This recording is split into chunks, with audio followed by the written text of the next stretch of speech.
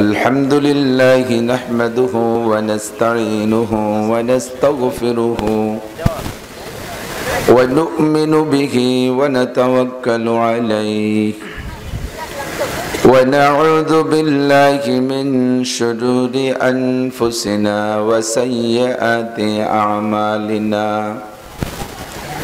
من يهد الله فهو المهتد ومن يضلل فلن تجد له وليا مرشدا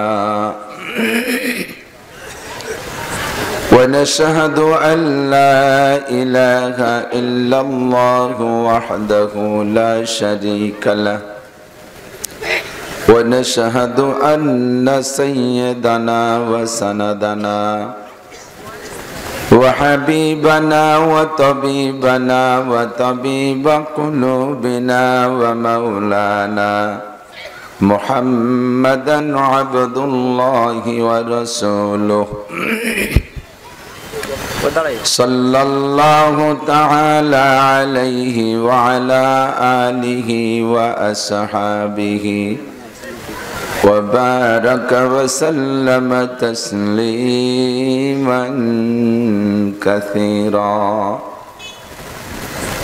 أما بعد فأعوذ بالله من الشيطان الرجيم بسم الله الرحمن الرحيم نون والقلم وما يسطرون ما أنت بنعمة ربك بمجنون وإن لك لأجرا غير ممنون وإنك لعلى خلق عظيم ثم قال الله تعالى لقد كان لكم في رسول الله أسوة حسنة وقال تعالى يا أيها النبي إنا أرسلناك شاهدا ومبشرا ونذيرا وداعيا إلى الله بإذنه وسراجا منيرا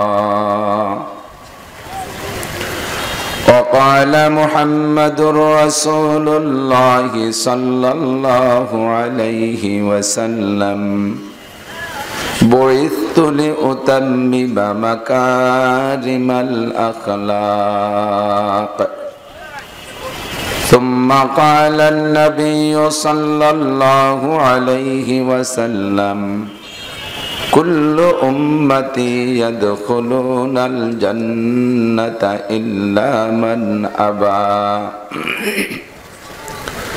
قيل ومن أبى يا رسول الله قال من أطاعني دخل الجنة ومن عصاني فقد أبى سبحانك لا علم لنا إلا ما علمتنا إنك أنت العليم الحكيم جزى الله عنا محمدا ما هو أهله سبحان الله وبحمده سبحان الله العظيم رب اشرح لي صدري ويسر لي أمري واحلل عقدة من لساني يفقه قولي رب زدني علما اللهم أرنا الحق حقا وارزقنا اتباعه وأرنا الباطل باطلا وارزقنا اجتنابه সকলে বলি আমিন। মোহাব্বতের সাথে একটু দুরূদ শরীফ পড়ে নেই। আল্লাহুম্মা সাল্লি আলা মুহাম্মাদিন ওয়া আলা আলি মুহাম্মাদ কামা সাল্লাইতা আলা ইব্রাহিম ওয়া আলা আলি ইব্রাহিম ইন্নাকা হামিদুম মাজিদ। আল্লাহুম্মা বারিক আলা মুহাম্মাদিন ওয়া আলা আলি মুহাম্মাদ কামা বারাকতা আলা ইব্রাহিম ওয়া আলা আলি ইব্রাহিম ইন্নাকা হামিদুম মাজিদ। ঐতিহ্যবাহী গ্রাম চন্দ্রদিঘলিয়া রাবেয়া আলী জামে মসজিদ কমিটির উদ্যোগে আয়োজিত আজকের তৃতীয় বার্ষিক ওয়াজ ও দোয়ার মাহফিল। মাহফিলের সম্মানিত সভাপতি প্রাণপ্রিয় চন্দ্রদিঘলিয়া মাদ্রাসার স্বনামধন্য সুযোগ্য মহাপরিচালক পীরে কামেল আলহাজ হজরতুল আল্লাম হজরত মৌলানা আব্দুল্লাহ সাহেব দামত বরকাতুহুমুল আলিয়া, মাহফিলে উপস্থিত জাতির সুযোগ্য সন্তান হজরতে ওলামায়ে কেরাম, বিশেষ করে চন্দ্রদিঘলিয়া বড় গ্রামের সন্তান হজরতে ওলামায়ে কেরাম, বাহিরের থেকে আগত দাওয়াতি উলামায়ে কেরাম, আমার সাথে এসেছে আমার সুলতান শাহী ঘোড়াদার সুলতান মাদ্রাসার মোহতামেম সাহেব সহ কয়েকজন শিক্ষক, অন্যান্য উলামায়ে কেরাম, আইম্মায়ে মাসাজিদ, মাদ্রাসার আজিজ আমতোলাবা, প্রাণপ্রিয় দেশবাসী। বাদ মুত্তাসিল মাগরিব, অত্যন্ত গুরুত্বপূর্ণ সময়, দামি সময়। অনেকবার বলে থাকি, এ সময় পেলেও কথাটা বলি। সত্যই যত নবী রসুল দুনিয়ায় এসেছেন, সকল নবী রসুলকে আল্লাহ পাক বক্তা হিসেবে দুনিয়ায় পাঠিয়েছিলেন। চলমান সিস্টেমের school, college, KG, kindergarten, primary, high school, বিশ্ববিদ্যালয়, কলেজ, এগুলো নবীদের আমলে ছিল না। আমাদের এ জামানায় যে সিস্টেমে মাদ্রাসা চলতেছে, নুরানি, নাদিয়া, হেফজখানা, কেরাতখানা, ছোট মাদ্রাসা, বড় মাদ্রাসা, জামিয়া, এ জাতীয় মাদ্রাসাও ছিল না। সুতরাং আম্বিয়া আলাইহিমুস সালাম এ জাতীয় মাদ্রাসার শিক্ষকও ছিলেন না। তবে সব নবী বক্তা ছিলেন, এর মধ্যে কোনো সন্দেহ নেই। আমি বক্তা, এজন্য নবীদেরকে আমার দলে নিয়ে নিচ্ছি, আর আমি নবীদের দলে ওইভাবে চলে যাচ্ছি তা না, যেটা বাস্তব হক্কানি ওলামায়ে কেরাম স্টেজে সাক্ষী। তো যেহেতু নবীরা বক্তা ছিলেন, বয়ান করা নবীওয়ালা কাম, প্রমাণ হলো বয়ান করা নবীওয়ালা কাম। তো নবী আম্বিয়া আলাইহিমুস সালাম যে কাজ করেছেন আল্লাহর নির্দেশ অনুযায়ী, সে কাজটা ইবাদত। অতএব বয়ান, বক্তৃতা, ওয়াজ, নসিহত করা এটা ইবাদত। আর প্রত্যেক ইবাদতই লিমিটেড, কোন ইবাদত আনলিমিটেড নাই, সীমাবদ্ধতায় আবদ্ধ সকল ইবাদত। কথা বলেন, ইবাদতের ভিতরে কোনো সীমাবদ্ধতার বাহিরে নেই, ইবাদত সম্পূর্ণ সীমাবদ্ধতায় আবদ্ধ। জোহরের ফজরের নামাজ, ফরজ নামাজ 2 রাকাত, মোহাব্বতের সাথে 4 রাকাত পড়লে হবে। জোহরের নামাজ, ফরজ নামাজ 4 রাকাত, সময় আছে, কাম কাজ নাই, 6 রাকাত পড়ে দিলাম, হবে? মাগরিবের নামাজ, ফরজ নামাজ 3 রাকাত, কয় রাকাত? সময় আছে, ঝামেলা কম, আজকে 4 রাকাত পড়ি, বাংটা রাখবো কা, হবে? নামাজ হবে? রমজানের রোজা চাঁদ ওঠার আগ পর্যন্ত, মোহাব্বতের সাথে ঈদের দিনে রোজা রাখলাম, হবে? কাপড় বেশি আছে, এই জন্য টাকনুর নিচে 1 বিঘে ঝুলাইয়া জুব্বা একটা বানালাম, হবে? কোন ইবাদত সীমাবদ্ধতার বাহিরে না। সুতরাং ওয়াজ নসিহত যেহেতু নবীওয়ালাদের কাম, এটাও ইবাদত, এও সীমাবদ্ধতায় আবদ্ধ। এবার নবীরা কোন সীমায় বয়ান করেছেন সেই সীমা বর্ণনা করতে গিয়ে আমি শুরুটা বলি। সেটা হলো সব নবী রসুলই বেশিরভাগ ফজরবাদ আর মাগরিববাদ বয়ান করতেন। মানুষের মন মাথা ঠান্ডা থাকে, কর্মব্যস্ততা থাকে না, পেশাব পায়খানার চাপ থাকে না, ক্ষুধার পেরেশানি থাকে না, ঘুমের পেরেশানি আসে না, সর্বদিক দিয়ে একটা নিরাপদ আর ইতমিনান সময় মাগরিববাদ আর ফজরবাদ, ঠিক না? এই জন্য এই সুন্নতি টাইমের অনুসরণ করে যদি আমরাও ওয়াজ করি তাহলে আল্লাহর রহমতে নবীদের ওয়াজে যে ফায়দা আসছে আমাদের ওয়াজেও সেই ফায়দা আসবে।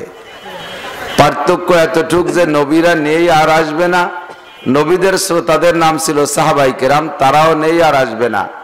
কিয়ামত পর্যন্ত দুনিয়ায় যতদিন আল্লাহ দিন রাখার সিদ্ধান্ত রেখেছেন অতদিন পর্যন্ত নবীদের অ্যাসিস্ট্যান্ট নায়েবে নবী ওয়ারাসাতুল আম্বিয়া থাকবে। কথা বলুন, ঠিক না?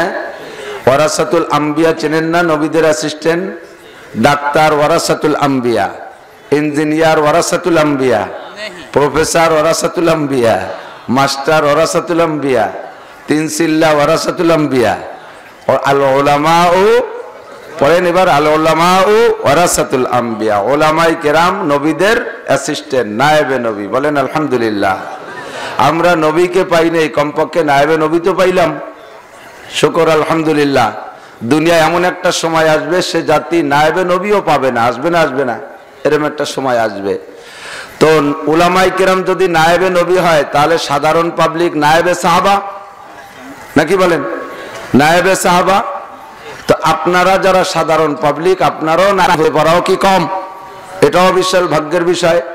কাফের, মুশরিক, হিন্দু, বুদ্ধ, খ্রিস্টান, নাস্তিক, মুরতাদ, বেঈমান লক্ষ লক্ষ কোটি কোটি বর্তমান বিশ্বের মানুষ সংখ্যার ভিতরে 2/3 তারাই মুসলমান, 1/3 33 থেকে 34% মুসলমান, বাকি তারাই। তো তাদের ভাগ্যে হচ্ছে না যে তারা সাহাবায়ে কিরামদেরও নায়েব হবে, ঠিক না? তো নবী পাক সাল্লাল্লাহু আলাইহি সাল্লামের অ্যাসিস্ট্যান্ট আমরা উলামায়ে কেরাম, আমাদের সর্বক্ষেত্রে নবী পাক সাল্লাল্লাহু আলাইহি ওয়াসাল্লামের সকল আদর্শকে সামনে রেখে সামনের দিকে ধর্মীয় দিক নির্দেশনা দেওয়া, এটা আমাদের দায়িত্ব। সেই জন্য আজকে আমরা হুজুর সাল্লাল্লাহু আলাইহি সাল্লামের একটা সুন্নাত বাদ মুত্তাসিল মাগরিব বয়ান করা, এই মাহফিলে আগে আগে আসার বসার সুযোগ ও তৌফিক পেয়েছি, শুকর আদায় করি আলহামদুলিল্লাহ। আমার সময় কম, কামাই বেশি। কামাই বেশি কইলে আবার চন্দ্র দিকে এসে বিপদ, যে আল্লাহ তাহলে মোটা টাকা মনে হয় কন্ট্যাক্ট করে আইছে। এরকম একটা আলাই বেলায় তো আমার উপর দিয়ে চলতেছে এলাকায়, আছে না নাই? কয় টাকা কন্ট্যাক্ট করছি সব যারা দাওয়াত দিয়েছে তাদের কাছে শুনেন। সময় নাই, সময় নাই। 30 থেকে 40 হাজার দাওয়াত গল্প দেওয়ার জন্য বলছি না, আমার সাথে থাকেন একটু দিনভর। 500 মোবাইলের নাম্বার আজকে মিস করছি, কাটি দিছি, এত দাওয়াত আসে। তো আপনাদের দোয়া, আপনাদের চন্দ্রদিগেলের বরকত, আমি বলবো আপনাদের চন্দ্রদিগেল। আমি চন্দ্রদিগেলের ভাতও খেয়েছি। নিচে পাড়ায়, মোল্লাপাড়ার নিচের দিক যে আব্দুল সত্তার শেখ ছিল না একজন, এখন ওই গোপালপুর গোয়ালা বাড়ি করছে, আমি আব্দুল সত্তার শেখের বাড়ি লজিং থাকছি ছোটবেলায়। তখন চন্দ্রদিগেলে পড়তাম, দহমে পড়তাম। ওই বোরহান ভাই, আবেদ ভাই, ওনাদের সাথে হাত ধরে ছোট মানুষ যাইতাম। আর সর্বোপরি কথা হলো যে আমি এই গ্রাম সহ চন্দ্রদিগেলে, পাইকান্দি, আশপাশ কয়েকটা গ্রামের ভিতরে আমরা ধরে নেই আমাদের এই ধর্মীয় লাইনে ওলামায়ে কিরামদের গাছের গোড়া হযরত মাওলানা আব্দুল ওয়াহাব সাহেব রহমাতুল্লাহ আলাইহি। একটু স্বীকার করবেন না, ঠিক কিনা? আমি সেই আব্দুল ওয়াহাব গাছের একটা পাতার এক কোনা, আমি আব্দুল ওয়াহাব গাছের এক পাতার একটা কোনা। আজকে আমি এখানে আসতে পেরে আমার চাচার ঘিরান পাইতেছি মুরব্বীদের গায়ে। মুরব্বীরা আমার চাচা জানের দরবারে বসতেন, আমি চন্দ্রদিগেলে পড়েছি। যাদেরকে দেখেছি অনেক চলে গেছে, এখনো যাদেরকে দেখি বুড়ো হয়ে গেছেন, আমি আমার চাচা জানের কাছে তাদেরকে দেখতাম। আমি মনে মনে আমার অন্তর থেকে দাবি করি, এই যে কিছুক্ষণ আগে কথা বললেন মাওলানা মুফতি আব্দুল্লাহ, আমি আর সে একই ক্লাসে চন্দ্রদিগেলে কিরাতখানায় পড়ছি, দমে পড়ছি। ফাঁকে দিক ওদিক পড়ার পরে ফিরে আবার গহরডাঙ্গা মাদ্রাসে আমরা একই সাথে দাওরা ফারেক হয়েছি। মুফতি আব্দুল্লাহ, আল্লাহু আকবার। তো আমি সে সময় দেখছি আমার চাচা জান রহমাতুল্লাহ আলাইহি আপনাদের সাথে কি ভালোবাসার দরদ নিয়ে চলতেন। এ চন্দ্রদিগেলেরও অর্থনৈতিক সচ্ছলতা বর্তমান যে পরিমাণ, এ পরিমাণ ছিল না। কৃষক ক্ষেত খামারি মানুষই বেশি ছিলেন, অনেক ধান দিয়েছেন আপনারা। এ ধান গুছাই নিয়ে প্রত্যেকটা বাড়ি লক্ষ্মী দিকে ধানের স্তূপ থাকতো, সকালবেলা এই সিজন আসলে আর যাইয়া বস্তা নিয়ে যাইতো, আর বলতেন যে হুজুর উঠান থেকে নিয়ে যান বস্তা ভরে। এভাবে আপনারা উদারতা দেখাইছেন। সেই না খাওয়া অভাবের সময় আপনারা যা দরদ দেখাইছেন তার ফলাফল, তার প্রতিফলন এখন ঘটতেছে। আল্লাহর রহমতে সারা বাংলাদেশের কাছে চন্দ্রদিগলিয়া মাদ্রাসার দিক দিয়েও প্রসিদ্ধ, এবং চন্দ্রদিগলে যে সকল সুসন্তান দুনিয়ার দিক দিয়ে এবং আখেরাতের দিক দিয়ে জন্ম নিয়েছে তাদের মাধ্যমে চন্দ্রদিগলিয়াটা সারা বাংলাদেশের কাছে সুপ্রসিদ্ধ। তো যারা এখন জেনারেল লাইনে প্রসিদ্ধি অর্জন করেছে তারাও কিন্তু অনেকে আমার চাচাজানের ছাত্র সাগরেদ। কথা কন? এসপি হাবিব সাহেব, এখন তো ডিআইজি হাবিব সাহেবও আমার চাচাজানের ভক্ত, শাহজাহান ভুইয়া সাহেব আমার চাচাজানের ভক্ত, ওই মুন ভুইয়া আমার চাচাজানের ভক্ত, ভুইয়া মোল্লা নন্দীপাড়া তারা যারা আছেন সবই আমার চাচাজানের ভক্ত। আমি সেই চাচাজানের নামটা এখানে বারবার বলতে আসতে আজকে সক্ষম হচ্ছি, যেহেতু আমি সুযোগ্য চাচার ভাতিজা। আমি অযোগ্য হলে আমি সুযোগ্য চাচার ভাতিজা। আমি এই আনন্দ গর্ব নিয়ে বুক ফুলিয়ে আপনাদের সামনে আসি। সময় কম, কামাই বেশি। আল্লাহে খোদার কসম, একটা প্রমাণও বাংলাদেশে কেউ কইতে পারবে না যে আমাকে 40, 50, 60 হাজার টাকা দিতে হবে। অনেকে আমার নামে বদনাম কয় যে উনি 10 হাজার টাকার কম যায় না, মানুষে সাজিয়ে দেয় 50 হাজার, আমি সে জায়গায় 10 হাজার চাইয়ে নেবো। আমি কি এত বলদ দেখি? তো বুঝতে পারলাম না। কয় উনি 10 হাজার টাকার কম যায় না, আমি তো 10 হাজার টাকা তো আমি সাজিয়ে দেয় 50, তো আমি 10 হাজার চাইয়ে নিয়ে পিছিয়ে যাবো কেন? একজনে জিজ্ঞেস করছে তুই মুরগি বেসবি? কবে আসবো? কয় টাকা? কয় 30 টাকা। তো কয় যে দিলাম তোরে 25 টাকা। হয় একজনে 20 টাকা করলো, তারে দিলাম না, আর ওনারে 25 টাকায় দেয়। তো 20 টাকায় করলো, তারে দিল না, ওনারে 25 টাকায় দেয়। এ সমস্ত অপবাদ উঠাই নেওয়া উচিত, নইলে কিয়ামতে ধরা খেয়ে যেতে হবে। সময় কম, কামাই বেশি। তার মানে আমি গতানুগতিক বক্তা না, আমি গতানুগতিক সুর কণ্ঠ দিয়ে ময়দানকে দখল করে আমি মার্কেট দখল করব, এরকম অবস্থায় এখন বর্তমানে নেই। আলহামদুলিল্লাহ, আল্লাহ পাক যা গ্রহণযোগ্যতা দিয়েছে তাই আমি সামলাই পারতেছি না। এখন উদ্দেশ্য থাকে সর্ব অবস্থায় যে সমাজের ভিতরে জরুরি সমস্যা কোনগুলো সেই মর্মে কিছু কথা বলা। এইরকম কিছু জরুরি কথা বলার জন্য আসি। তো অল্প সময় যদি কম হয় আর কথা যদি ভিতরে বেশি ধাক্কা দিতে থাকে, তখন এই অল্প সময়ের ভিতরে ঘন হয়ে যায় কথা। তো ব্যস্ততার ভিতরে গাড়ি ছাড়িয়ে দিয়ে আবার একতাল খাইয়ে যেতে হবে। ওই সময় ভালো যে চাবায় কার সময় থাকে না, চাবানু ছাড়া গিলা লাগে। এই জন্য চাবানু ছাড়া গিলা লাগে 2-1 সময়। সেই হিসেবে বলতেছি যে সময় কম, কামাই বেশি। অল্প সময়ের ভিতরে যদি আবার বারবার আমাদের মাঠ সেটিং করি তাহলে আরো লস হয়ে যাবে। লোক অনেক হচ্ছে, আরো হবে ইনশাআল্লাহ। তা আমি একবার একটু বলি, বলা ছাড়া, আমি অর্ডার দেওয়া ছাড়া, আমি আদেশ করা ছাড়া, আমি অনুরোধ করা ছাড়া যদি স্বেচ্ছায় আগায় বসে সামনে একটু জায়গা ফাঁকা থাকলে পুরোই বসেন, আর আরেক বাইরে একটু বসার জায়গা দেন। আমি বলা ছাড়া যদি আসেন তাহলে না আশাওয়ালাদের চেয়ে আশাওয়ালারা 500 বছর আগে জান্নাতে যাবেন। যারা আসবেন না তাদের চেয়ে আশাওয়ালারা 500 বছর আগে জান্নাতে যাবেন ইনশাআল্লাহ। বললে যদি আসেন তাহলে 100 বছর লস হয়ে যাবে। বললে আসলে হবে 400 বছর, আর না বললে আসলে হবে 500 বছর। ফজিলাত শুনে আমারও মনে হচ্ছে আমি আগে বসে, কিন্তু আমি আগে বসলে তো পড়ে যাবানি নিচে, আমি তো নিচেই চলে যাব। এজন্য সামনে আগায় বসলে আপনারই লাভ হবে। সাথে সাথে অল্প একটু ভালো নিয়ত করেন, ইকরামের নিয়ত, যে আমি আগায় বসলে আর এক ভাই বসতে পারবে, আমি আগায় বসলে আর এক ভাই বসতে পারবে। এই ইকরামের নিয়তটা রাখলে 10 বছর ইতিকাফের সওয়াব হবে। কন্যা সুবহানাল্লাহ। 10 বছর ইতিকাফের সওয়াব, ইকরামের নিয়ত, যে আমি আগায় বসলে আর এক ভাই বসতে পারবে। 2 নম্বর কথা, এটা 2টা বললাম হাদিস। এবার আল্লাহ পাক নিজেই বলেন, ওয়াইদা কিলা লাকুম তাফাসসাহু ফিল মাজালিস, যখন কোন মজলিসের ভিতরে তোমাদেরকে বলা হয় একটু জায়গা করে দাও, তাফাসসাহু, একটু জায়গা করে দাও, তো আল্লাহ বলেন ফাফসাহু, জায়গা করে দাও। তোমারে বলা হয়েছে জায়গা দিতে, তুমি একটু জায়গা দাও, একটু করে দাও, চাপায় বসো, একটু অল্পর মধ্যে বসো। তাহলে আল্লাহ, আমি যদি চাপায় বসি কষ্ট তো আমার হবে, এই কষ্টের বিনিময়ে তুমি কি দিবা? আল্লাহ ইয়াফসাহিল্লাহু লাকুম, তুমি দুনিয়ায় চন্দ্র দিগলের ভাষাতে একটু জায়গা দিবা, আমি তোমার জান্নাতের মধ্যে জায়গা দিয়ে দেবো। চন্দ্র দিগলিয়ার জায়গা বিশ্ব রোডের কারণে দাম বাড়ছে, এরপরে রেল লাইনের কারণে দাম বাড়ছে, বাড়ছে না? কত দাম বাড়ছে? খুব দামি হয়ে গেছেন আপনারা। সব দিক দিয়ে দামি, মানুষের দিক দিয়ে দামি, দুনিয়ার দিক দিয়ে দামি, আখিরাতের দিক দিয়ে দামি হয়ে যাচ্ছেন আল্লাহর রহমতে চন্দ্র দিগলে মাদ্রাসার ওসিলায়। তো এই চন্দ্র দিগলের দাম যত বাড়ুক, জান্নাতের চেয়ে বেশি না কম? জান্নাতের জায়গার দাম শতকে 100 টাকা বেশি, 500, 3 গুণ। রেল লাইনের জায়গায় 3 গুণ দাম দিয়েছে, সেই পরিমাণ। আল্লাহ নবী বলেন জান্নাতীদের হাতে মতির ছড়ি থাকবে। ছড়ি বলেন আমাকে দে, ছড়ি, হাতের লাঠি, মতির লাঠি, যেটা আমাদের দেশে এখন হাড়ের লাঠি ব্যবহার করে ভালো ভালো ভালো ভদ্রলোকরা। এই মতির লাঠি মাথা হবে খুব সরু। হুজুর বলেন জান্নাতের ভিতরে লাঠিটাকে খাড়াভাবে রাখলে লাঠির নিচে যতটুক জায়গা দখল করে ওই জায়গাটুকের দাম কত, দুনিয়াকে কয়েক হাজার বার বিক্রি করলে যে টাকা হবে তার চাইতে বেশি। আপনি একটু কেউরে জায়গা দিয়ে আগায় বসলে 1 হাত জায়গা ছেড়ে দিয়ে আসছেন, জান্নাতের মধ্যে যদি 1 হাত জায়গা আপনার নামে দলিল হয় তাহলে কি পরিমাণ দলিল হলো? জায়গা হবে আপনার নামে, বসবাস করবে কি হরিভদ? কথা কয় না। আপনার জায়গা আপনি বসবাস করবেন। মুরব্বীরা কয় দে পয়সা হয়েছে ওই বিলির ভিতরে, বাগডাঙ্গার বিলির মধ্যে ওই খাল কুয়ো পচা কুয়ো না রাখিয়ে ঢাকায় 2 কাঠা রাখিয়েছে, একসময় ধুয়ে খাতে পারবি, এরকম কয় না মুরব্বীরা?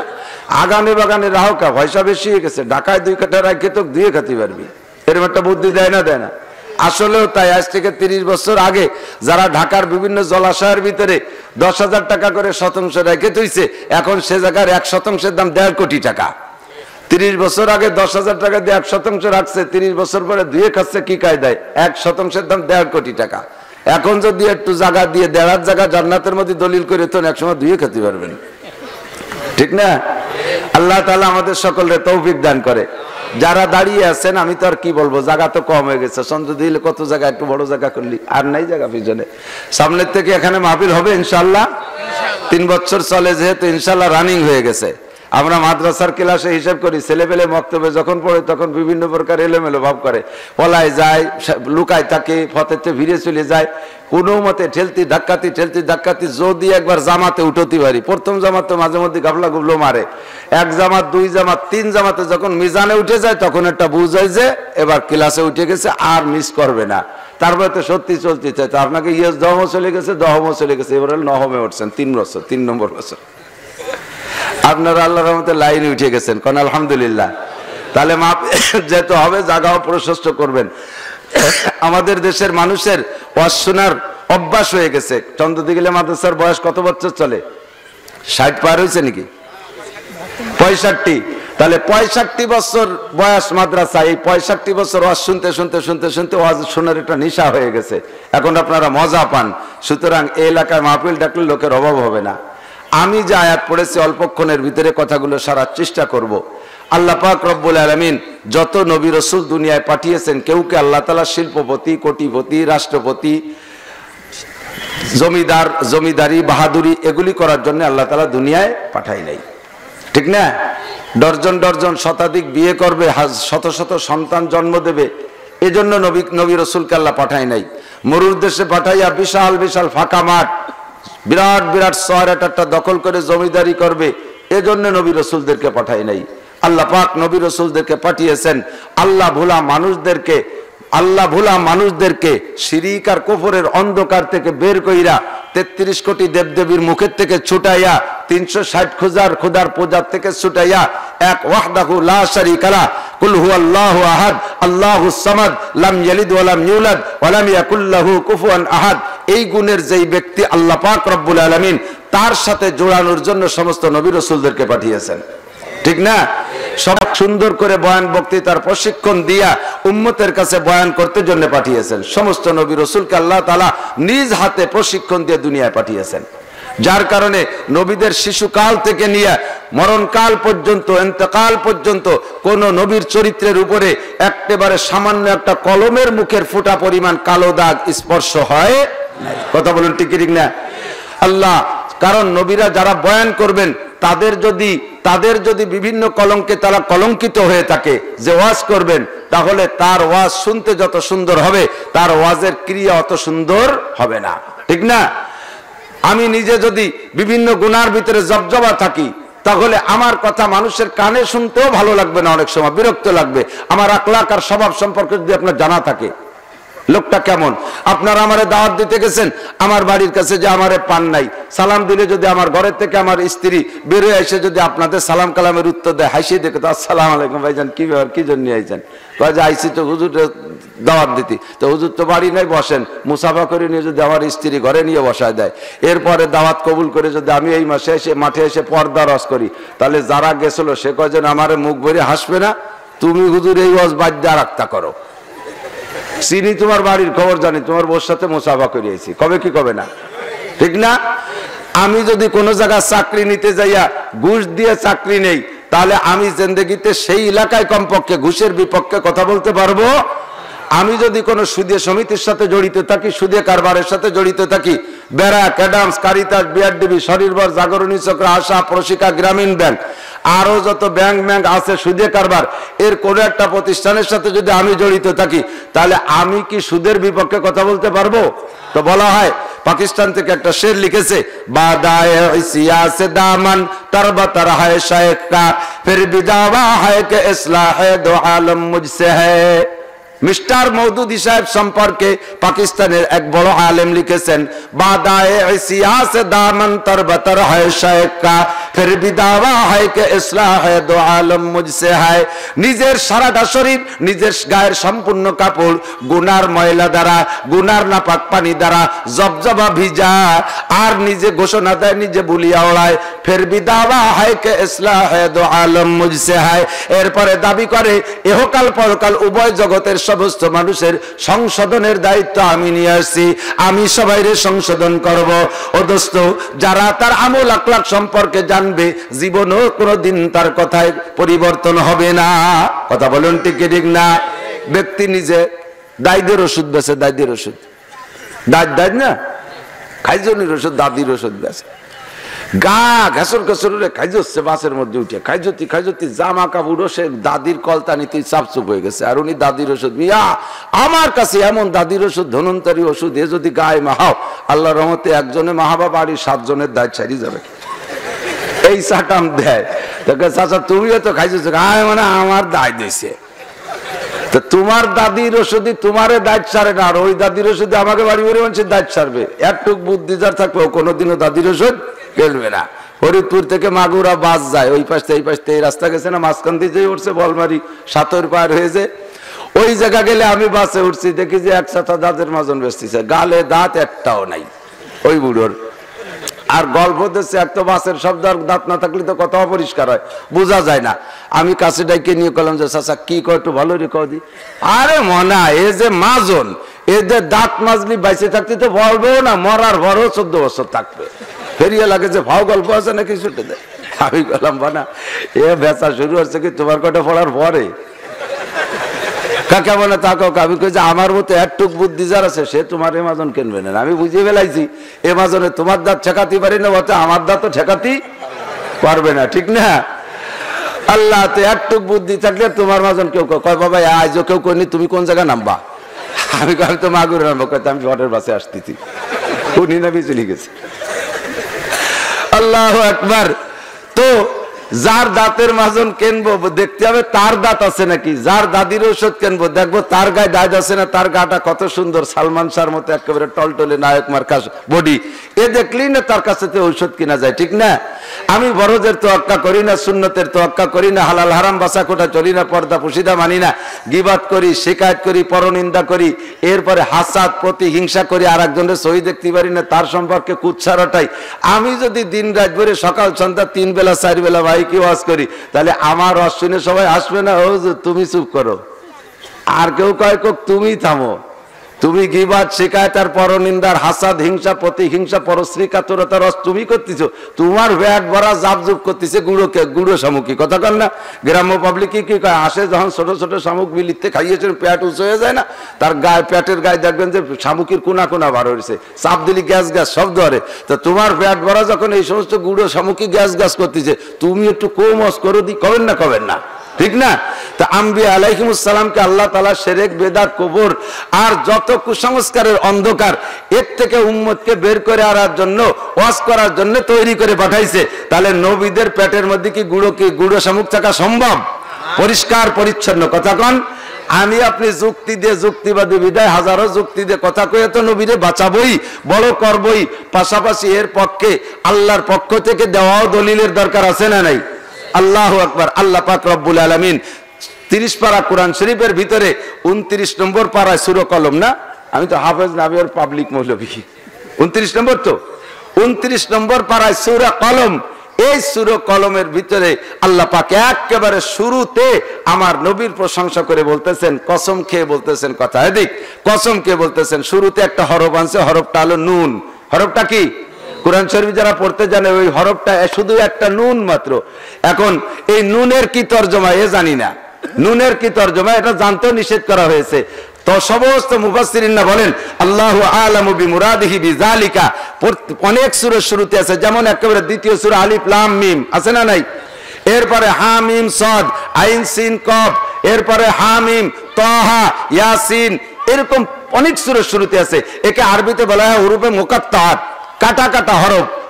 এই হরফের তর্জমা নিয়ে খুঁটা বাছা করা যাবে না, কিন্তু আমাদের দেশের পূর্বে এখন তো নাই আল্লাহর রহমতে, জারি যাত্রা করসা জলি চলে গেছে না দেশের থেকে, একেবারে মরহুম হয়ে গেছে, জারি গানের গন্ধ নেই। আগে তো এলাকায় খুব জারি গান হইতো।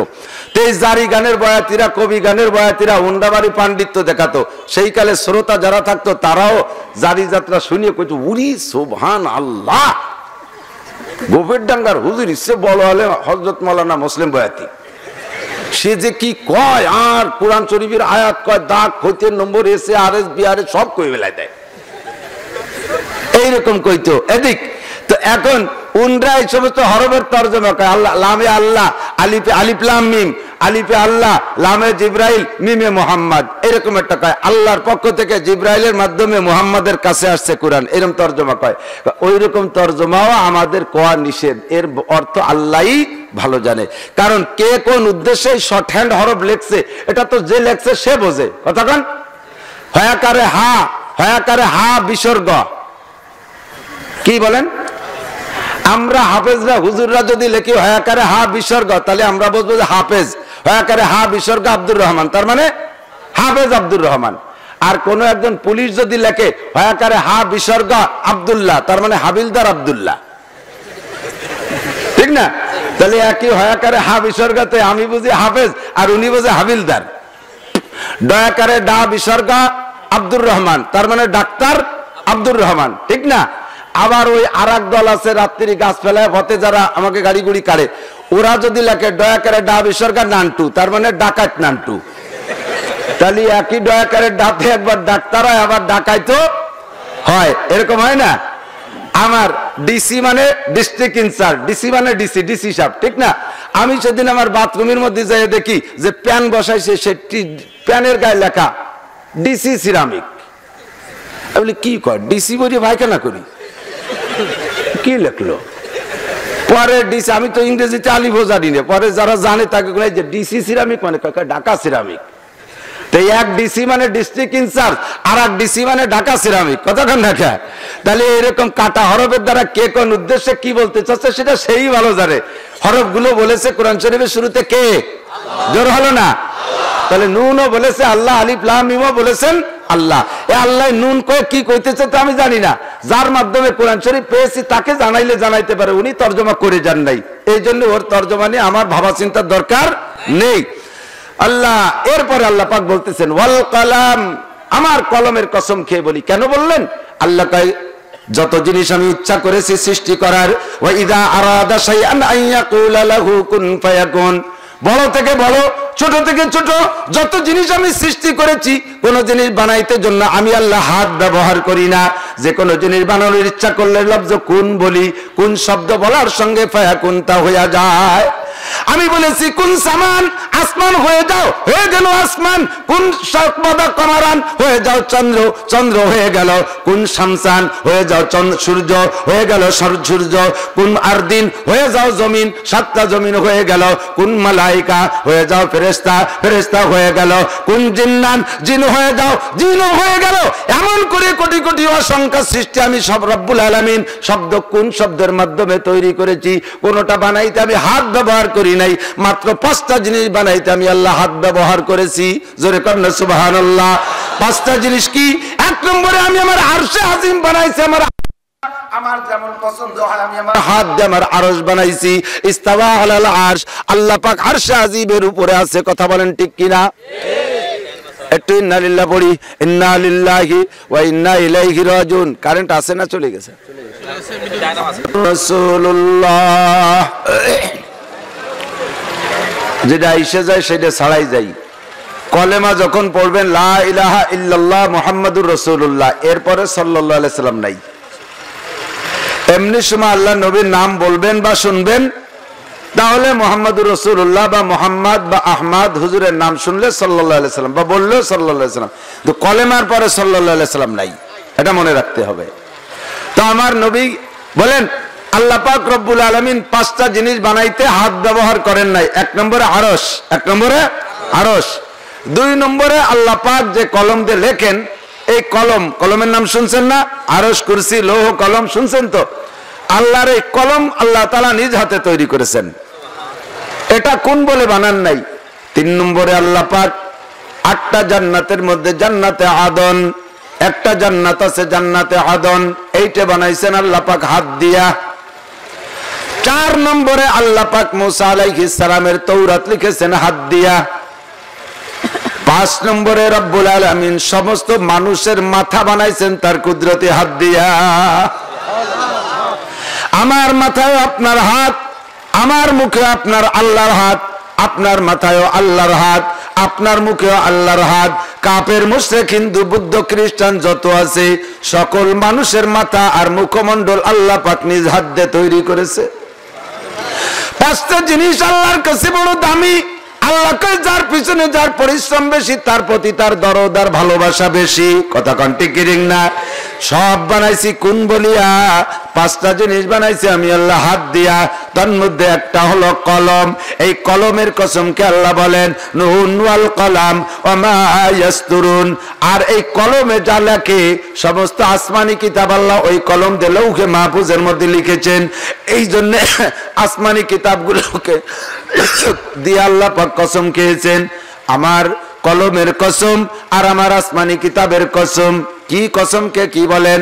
নুন ওয়াল কলামি ওয়া মা ইয়াসতুরুন মা আনতা বিনিমাতি রাব্বিকা বিমাজনুন। আমার নবীকে সম্বোধন করে আল্লাহ বলেন মা আনতা বিনিমাতি রাব্বিকা বিমাজনুন।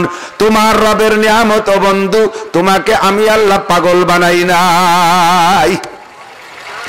1 নম্বর আমার নবী সাইয়্যিদুল কুতাবা, বক্তা সম্রাট। আমার নবী সমস্ত বক্তাদের বক্তা, সমস্ত নবীদের নবী, সমস্ত ফেরেশতাদের নবী, সমস্ত জিনদের নবী, সমস্ত মখলুকের নবী। আমার নবী শ্রেষ্ঠ নবী। এই নবীকে অনেকে পাগল কয়। আল্লাহ পাক সার্টিফিকেট দিলেন মা আনতা বিনিমাতি রাব্বিকা বিমাজনুন। 1 নম্বর ঘোষণা। 2 নম্বর আল্লাহ বলেন ওয়া ইন্না লাকা লা আজরান গায়রা মামনুন। তোমার জন্য অপরিসীম অপরিমাণ ইহসান আর দয়া আর অনুগ্রহ আর নিয়ামত রাজি আমি আল্লাহ তৈরি করে রেখেছি। এরপরে আল্লাহ বলেন ওয়া ইন্নাকা লাআলা খুলুকিন আযীম। উম্মতের জন্য শ্রেষ্ঠ বক্তা হিসেবে পাঠিয়েছি আপনাকে। আমি সর্বোত্তম চরিত্রের অধিকারী করেছি। আপনার চরিত্রের ভিতরে এখন থেকে কিয়ামত পর্যন্ত কোন বিবেকবান মানুষ কোন প্রকার অপবাদ আর তহমত লাগাইতে পারবে না। কথা বলেন ঠিক কি ঠিক না?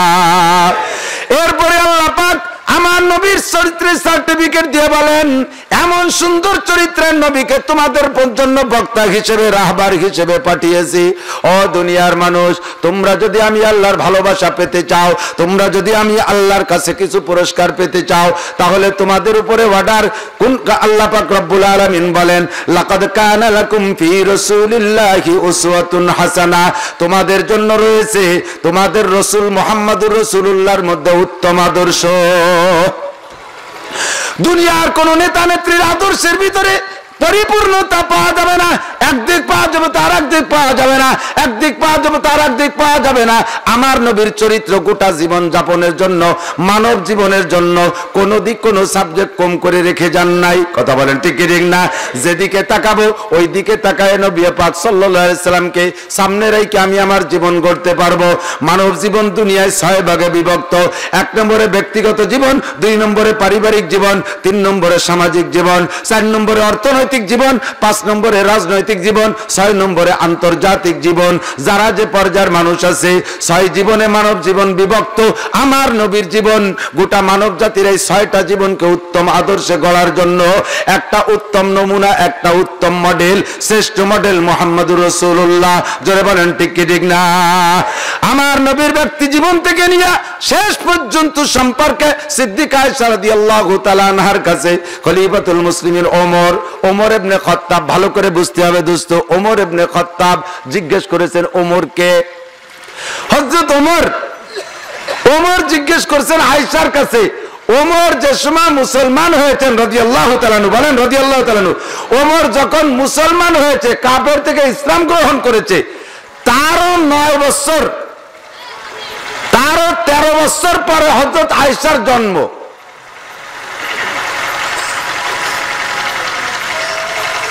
হযরত আয়েশার 18 বছর বয়সে নবীর ইন্তেকাল। হযরত আয়েশা নবী পাকের ঘরে স্ত্রী হিসেবে ছিলেন 9 বছর, আর এর আগে 9 বছর, 9 আর 9 18, আর 18 আর 23 হতে কত লাগে? 5, তাহলে 9 আর 5 14 বছর আগে। আল্লাহু আকবার। 5 বছর আগে, হযরত আয়েশার জন্মের 5 বছর আগে হযরত ওমর মুসলমান হয়েছে। আর ওমরকে আল্লাহ রাসূল সাল্লাল্লাহু আলাইহি সাল্লামের 100 লক্ষ সাহাবার ভিতরে রাসূলের মাদ্রাসা, ইসলামের মাদ্রাসায় ভর্তি সিরিয়ালে 40, আর রেজাল্ট আউট হয়েছে যখন, যে টোটাল সাহাবাদের একটা রেজাল্ট আছে, এই রেজাল্টে 1 নম্বর হযরত আবু বকর, 2 নম্বর হযরত ওমর। নবী পাক জান্নাতের মধ্যে যাওয়া মেরাজের রাত্রে জান্নাতের ভিতরে ঢুকে দেখে প্রথম একটা ঘর। কার ঘর? জিবরিল বলেন দেখেন কপালে লেখা আছে, দেখে খাদিজাতি, ঘরের নাম হলো খাদিজার ঘর। কোন সুবহানাল্লাহ। একটু আগে দেখে আরেকটা ঘর, এ ঘর কার? জিবরাইল। ওটার গায়ে লেখা আছে দেখেন কার? কাল উমর ইবনে খাত্তাব রাদিয়াল্লাহু তাআলা আনহু। দ্বিতীয় ঘর হযরত ওমরের ঘর। কন্না সুবহানাল্লাহ। এত বড় জলিলুল কদর সাহাবী, যার হুকুমতে আল্লাহ পাকে পৃথিবীর 2/3 হযরত ওমরের রাষ্ট্রের আয়তন ছিল 2,40,00,000 বর্গ মাইল। এত বড় দেশের প্রেসিডেন্ট হইয়া, সেই প্রেসিডেন্ট থাকাকালে সিদ্দিকা আয়েশার কাছে জিজ্ঞেস করছে, ইয়া উম্মুল মুমিনিন কাইফা কানা খুলুকু রাসূলুল্লাহ সাল্লাল্লাহু আলাইহি ওয়াসাল্লাম, মা আয়েশা আল্লাহর নবীর চরিত্র কেমন ছিল একটু বলবা? তো হযরত ওমর রাদিয়াল্লাহু তাআলা আনহু আয়েশার কাছে নবীর আখলাক জিজ্ঞেস করা, এটা একটু কেমনই লাগতেছে। তো হযরত আয়েশা বললেন, খলিফাতুল মুসলিমিন কেন জিজ্ঞেস করলেন? তো হযরত ওমর বলতেছেন, আয়েশা, মানুষের পুরুষের স্বভাব 2 ভাগে বিভক্ত। পুরুষের স্বভাব বাহিরে একরকম, ঘরের ভিতরে আর এক রকম। ঘরের ভিতরে একরকম, বাহিরে আর এক রকম, এরকম হয়ে থাকে বেশিরভাগ। কথা বলেন, কিছু কিছু পুরুষ আছে বাইরে একেবারে হিংস্র, চেহারার দিকে তাকানো যায় না, কেমন যেন সিংহ, যেই দেখে সেই সব ভয়তে পালায়। সাত দোকানে যদি দেখে যে অমুক আসতেছে, দৌড়াই সারিয়া। কথা বলেন, আমাদের ছোটবেলায় দেখছি আমাদের পোলা পান্ডা তখন কড়ি খেলতো, মার্বেল খেলতো, আমার আব্বারে দেখলে বাইরের মানুষ ভয়তে কড়ি ওড়ি হেলাইতে দৌড়িত। আর এদানিং বাপ বেটা একসাথে তাস খেলে, এই সুন্নত চালিয়ে গেছে না? আছে নাকি এদিক? বাপ বেটা একসাথে তাস খেলে, বাপ বেটা একসাথে ক্যারাম বোর্ড খেলে, বাপ বেটা একসাথে টেলিভিশন দেখে, বাপ বেটা একসাথে গান শোনে। তো কিছু পুরুষ আছে বাইরে গেলে বাঘের মতো, দেখলে সবাই ভয় পায়, আবার বাড়ি গেলে বিটিকে কাছে ভিজে বিলেই, বিটিরা সরালিও কথা কয় না, গাঁওয়ারে আছে না নাই? আবার কিছু আছে বাইরে ঘরের ভিতরে বোর সাথে খুব বাহাদুরি, আরে কপাল, আবার বাইরে ফুলাবারের কাছে সল খায়, সে জায়গা কথা কর ক্ষমতা নাই। চৌরাস্তায় যে থাপ্পড় খায় বাড়ি আইসে বোর সাথে, ওই রাগ বাড়ি এসে বোর সাথে বিটেছে, পিঠে আর কয় চিনিস আমরা দেশের পাইছো, দেখায় ছেড়ে দেবো, আয় দেখায় ছেড়ে দেবো, বউরে মারিয়ে দোবের নাড়ি উল্টো হইতে পারে বেলা যায়। এরকম কিছু বাহাদুর আছে না নাই? বাইরে মানুষের সাথে খুব সুসম্পর্ক, খুব মিষ্টি কালাম, অনেক সুন্দর ভদ্র, ভিতরে যাইয়ে বউ ছেলেমেয়ের সাথে খেসর মেসর করে, আছে না নাই? বউরে অকথ্য ভাষায় গালাগালি করে, আছে? বাইরে মানুষের সাথে খুব ভালো, মসজিদে যে ইমাম সাহেবরা বউর মতো মনে আরে, আছে না নাই? ইমাম মুয়াজ্জিনরা গাও গরু মনে আরে, মুরগির পায়খানা আসছে তোমার বেতন দেয় কি জন্য? খালি খাওয়ার ব্যাগ দল, এরকম কয়েক দল আছে না নাই? আছে না? মানুষের আকলাক একরকম নয়। তো সিদ্দিকা আয়েশা আল্লাহ নবীর বাহিরের অবস্থা আমরা জানি, আর তুমি ভিতরের অবস্থাও জানো, বাইরের অবস্থাও জানো। এই জন্য তোমার কাছে জানতে চাইছি কাইফা কানা খুলুক রাসূলুল্লাহ সাল্লাল্লাহু আলাইহি ওয়াসাল্লাম, আল্লাহ নবীর আখলাক কেমন ছিল। সিদ্দিকা আয়েশা বলতেছেন, ইয়া আমিরুল মুমিনিন আলা তাকরাউল কুরআন, আমিরুল মুমিনিন আপনি কোরআন পড়েন না? বলে হ্যাঁ কোরআন তো পড়ি। কয় কানা খুলুকুল কুরআন, যেরকম সুবহানাল্লাহ, কানা খুলুকুল কুরআন, লিখিত কোরআন, ফিজিক্যাল কোরআন, আর মুহাম্মদুর রাসূলুল্লাহ একটা প্র্যাকটিক্যাল কোরআন। সুবহানাল্লাহ। আলহামদুলিল্লাহ সূরা থেকে সূরা নাসের সিন পর্যন্ত 30 পারা কোরআন শরীফের ভিতরে আমর, নাহি, তানজির, তাফসীর, কসাস সহ আহকামাত যত আছে আমার নবী তার মাথা থেকে পায়ের তালু পর্যন্ত ব্যক্তিগত জীবন, পারিবারিক জীবন, সামাজিক জীবন, অর্থনৈতিক জীবন, রাজনৈতিক জীবন, আন্তর্জাতিক জীবনে যথা সর্বোচ্চ পরিপূর্ণ সেট করেছে মুহাম্মদুর রাসূল একটা জীবন্ত কোরআন। কানা খুলুকুল কুরআন, এই কোরআন দিয়ে আমার নবী 6টা জীবনকে এমন ভাবে সাজাইছে যার কারণে আল্লাহ পাক রব্বুল আলামিন বলেন, হে কিয়ামত পর্যন্ত আনেওয়ালা পণ্ডিত সন্ডিত যা আসিস না কেন সকলে যদি আদর্শ মানুষ হিসেবে দুনিয়ার থেকে জান্নাতের সার্টিফিকেট হাতে করে আখিরাতের দিকে রওনা দিতে হয়, তাহলে তোমাদের জন্য যে আদর্শ দরকার ওই আদর্শ রয়েছে লাকাদ কানা লাকুম ফি রাসূলিল্লাহ, রাসূলুল্লাহ সাল্লাল্লাহু আলাইহি সাল্লামের ভিতরে। একটা একটা করে কইতে গেলে আমার নবীর এই আদর্শ গোটা দুনিয়াব্যাপী চলানো তথা সর্বজগতে চলানো আছে। এত ফাংশন একদিনে বলে পারা সম্ভব না, মাত্র দুই একটা বলি। আমার নবী যদি কে সাথে সাক্ষাৎ করতেন সালাম দিতেন বড় বিনয়ের সাথে, কথা বলেন। যার কারণে হুজুর মক্কা থেকে মদিনায় যাইয়া আল্লাহু আকবার 4টে ওয়াজ করেছেন সাহাবায়ে কিরামদেরকে সামনে করে, বিশেষ করে আনসারদেরকে উদ্দেশ্য করে বলেছেন, এই সাহাবায়ে কিরাম আফসুস সালাম, আফসুস সালাম, বেশি বেশি সালাম দাও, সালামের ভিতরে শুদ্ধতা ঠিক রাখো।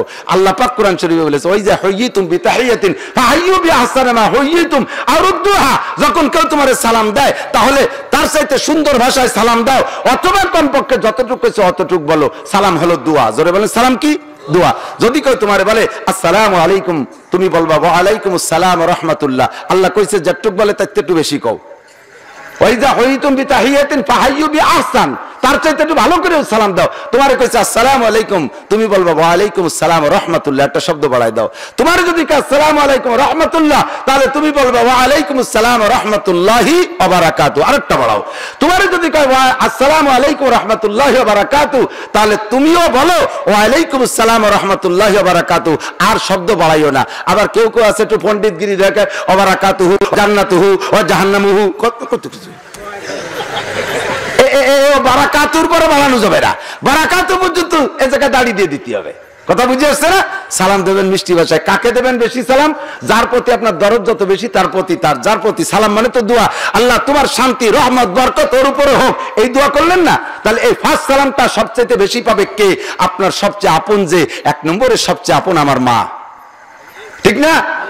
2 নম্বরে আপন আমার আব্বা, 3 নম্বরে আপন আমার সন্তান, 4 নম্বরে আপন আমার স্ত্রী, 5 নম্বরে আপন আমার ভাই বোন, 6 নম্বরে আপন আমার দাদা দাদি নানা নানি। সিরিয়াল ধরে আমি বলতেছি 8-5 হতে পারে, তবে 1 নম্বর আব্বা মা। এর মধ্যে কোনো সন্দেহ আছে? কিন্তু মানুষে আব্বা মাকে সালাম দিতে বলে লজ্জা হয়। ওরে ঘৃণা, আব্বা রে বলে সালাম দিতে হয়, এইরকম বলে ব্যস্কায় বলে কি বলে না, ও গোমাল মারে কি রে সালাম দেয়। ছেলে মেয়ের বউরে বলে সালাম দিতে লজ্জায় আর রুমুক গেরি বেলায় দেয়। তোমার সালামের মানে হলো দোয়া, কতক্ষণ? তাহলে সবচাইতে ভালো দোয়া তুমি করবা কাকে? সবচেয়ে ভালোবাসো যাকে তাকে, ঠিক না? আর গীবত করবা কাকে? গীবত করবা কাকে? গীবত করবা যাকে তুমি সবচেয়ে বেশি ভালোবাসো, তার গীবত করবা। কথা বোঝেন নাই? গীবত বুঝেন না? গীবত, গীবত হলো আমি নাসির অন্যায় করছি, যেমন আমি 10,000 টাকা কন্টাকে ওয়াজ করি, একটা অন্যায়।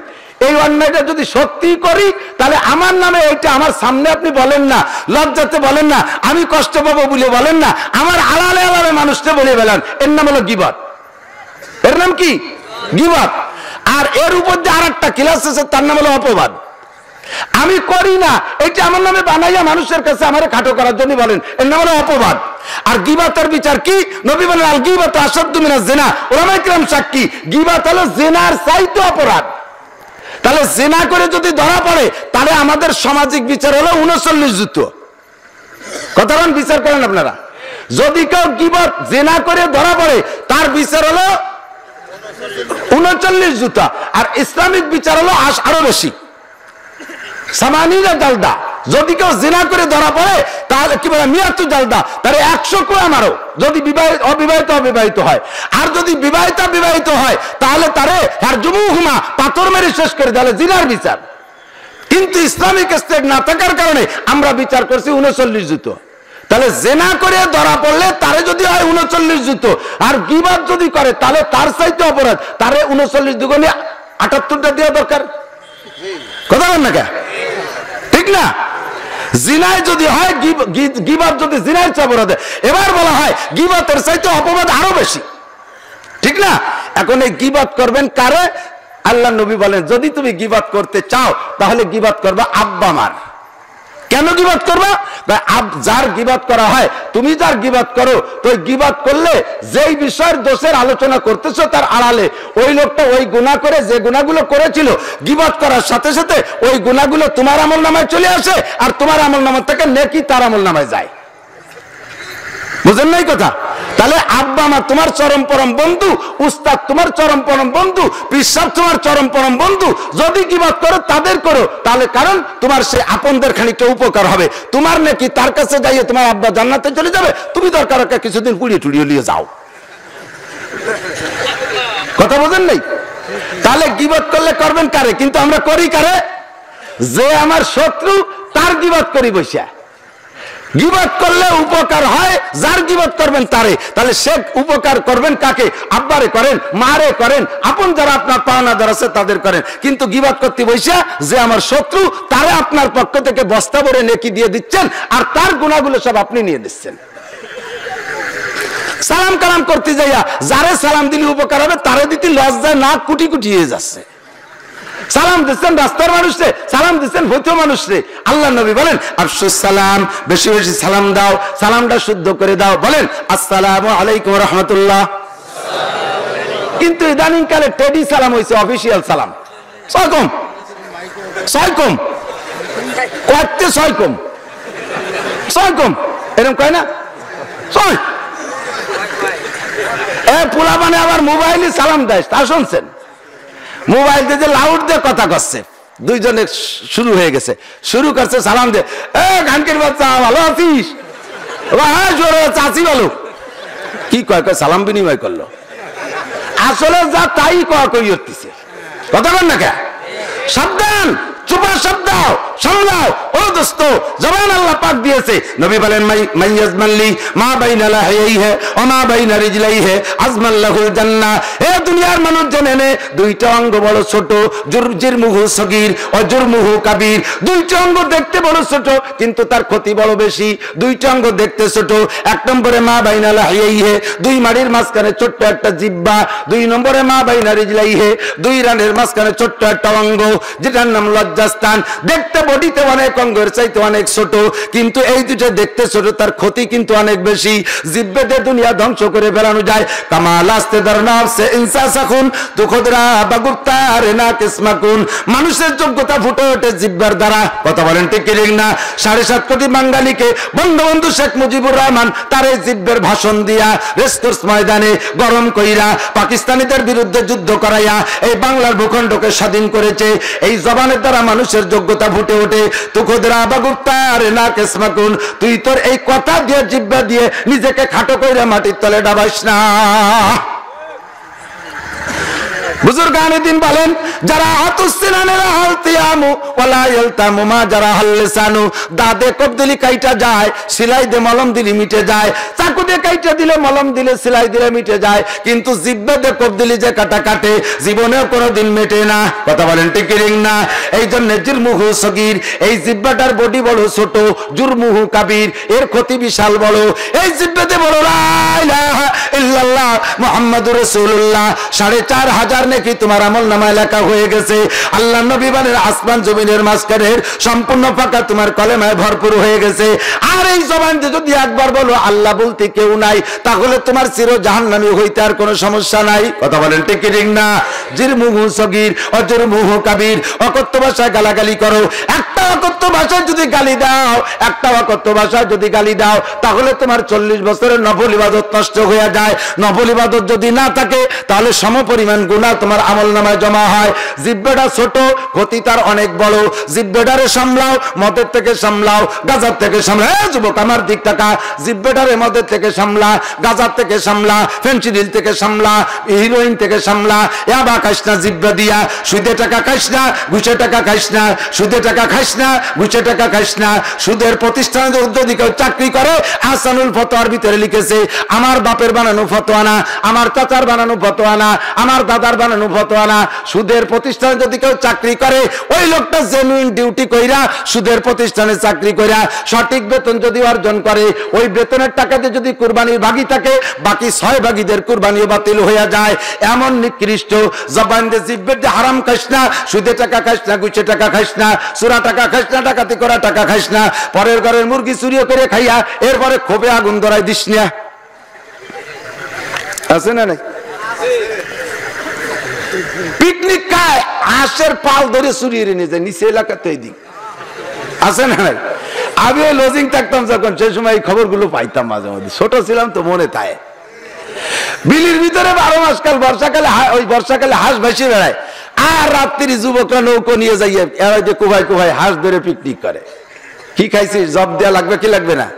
এক মাতুবারের ছেলে 3-4 যুবক 5-7 জন নিয়ে আর এক মাতুবারের খাসি একটা চুরি রেখে ফেলাইছে, ফাটের মধ্যে নিয়ে খাইছে, তা কেউ জানে না। খাসি হারাই গেছে তো গেছে, সারা দেশে সারা পড়ে গেছে, মাতুবারের খাসি চুরিয়ে গেছে, কি ডাক নিয়েছে তা কে জানে।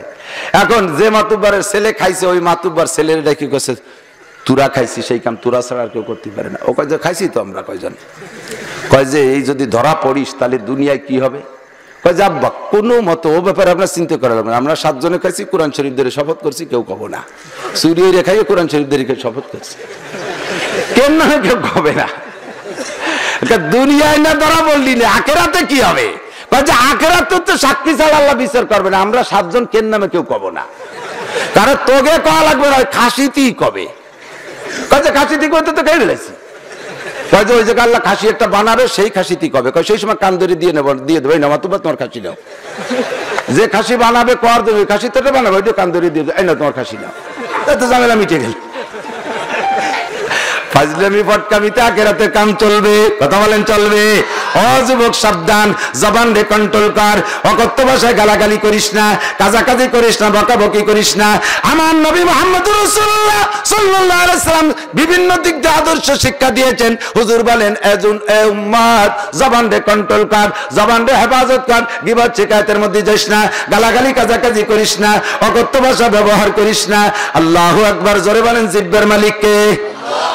জিহ্বার মালিক আল্লাহ। এই জিহ্বাটা আল্লাহ টান দিয়ে ছিঁড়ে নিয়ে যেতে পারে কি পারে না? আমি সচক্ষে দেখেছি জিহ্বে ছিঁড়া মানুষ।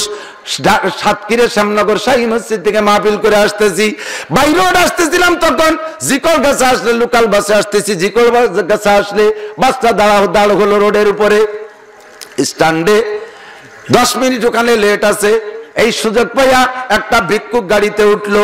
ভিক্ষুকটা আমার থেকে মনে হয় আধা হাত লম্বা হবে, মাথায় তার চরমুনার পেশাবের মুরিদকে মতো সবুজ পাগড়ি, গায়ে তার একটা জুব্বা, একটা সাইড লুলা হয়ে গেছে, ওই সাইডে কোনো ভর দিতে পারে না। 8-9 বছরে একটা মেয়ের কাঁধের উপরে ভর দিয়া লোকটা গাড়িতে উঠলো। গাড়িতে উইচা বিকট শব্দে হা করে চিল্লাচ্ছে। তার এই বেঢঙ্গ শব্দ শুই না সব মানুষ আমরা তার মুখের দিকে তাকাইলাম। লক্ষ্য করে দেখি মুখের মধ্যে জিহ্বা নাই, দাঁত না থাকলেও কথা বলা যায় যদিও অস্পষ্ট হয়, ঠোঁট কাটা থাকলেও কথা বলা একটু নাকে নাকে হয়, জিহ্বা না থাকলে কি কথা বলা যায়? এই জন্য জিহ্বার নাম হলো লিসান। লিসান মানে ভাষা, জিহ্বেতে ভাষা তৈরি হয়, এই জন্য আরবিতে লিসান মানে জিহ্বা। লোকটার মুখের মধ্যে জিহ্বা নাই, সুতরাং কথা আমাদের বুঝাইতে পারতেছে না, ও শুধু হা করে চিল্লাইতেছে। পাশে যে মেয়েটার কাঁধে ভর দিয়ে উঠছে, মেয়েটা ওই লোকটার মেয়ে। মেয়েটা বাপের পক্ষ থেকে বর্ণনা দিচ্ছে। ভাইরা বাপরা, আপনারা যারা গাড়িতে আছেন লক্ষ্য করে শুনুন। আমার আব্বা যান, ইনি আমার আব্বা, আমি উনার মেয়ে। আমার আব্বা ট্রাকের ড্রাইভার ছিলেন, আমার আব্বা ট্রাক চালাইতেন।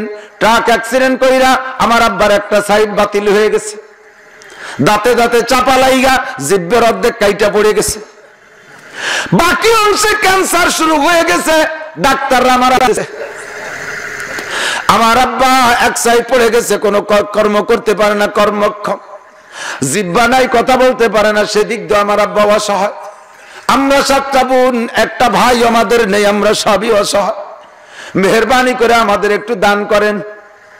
এমন কান্না কান্না কণ্ঠে মেয়েটা কথাগুলো বলতেছে, তার বাপের মুখের দিকে তাকায় রয়েছে সবাই।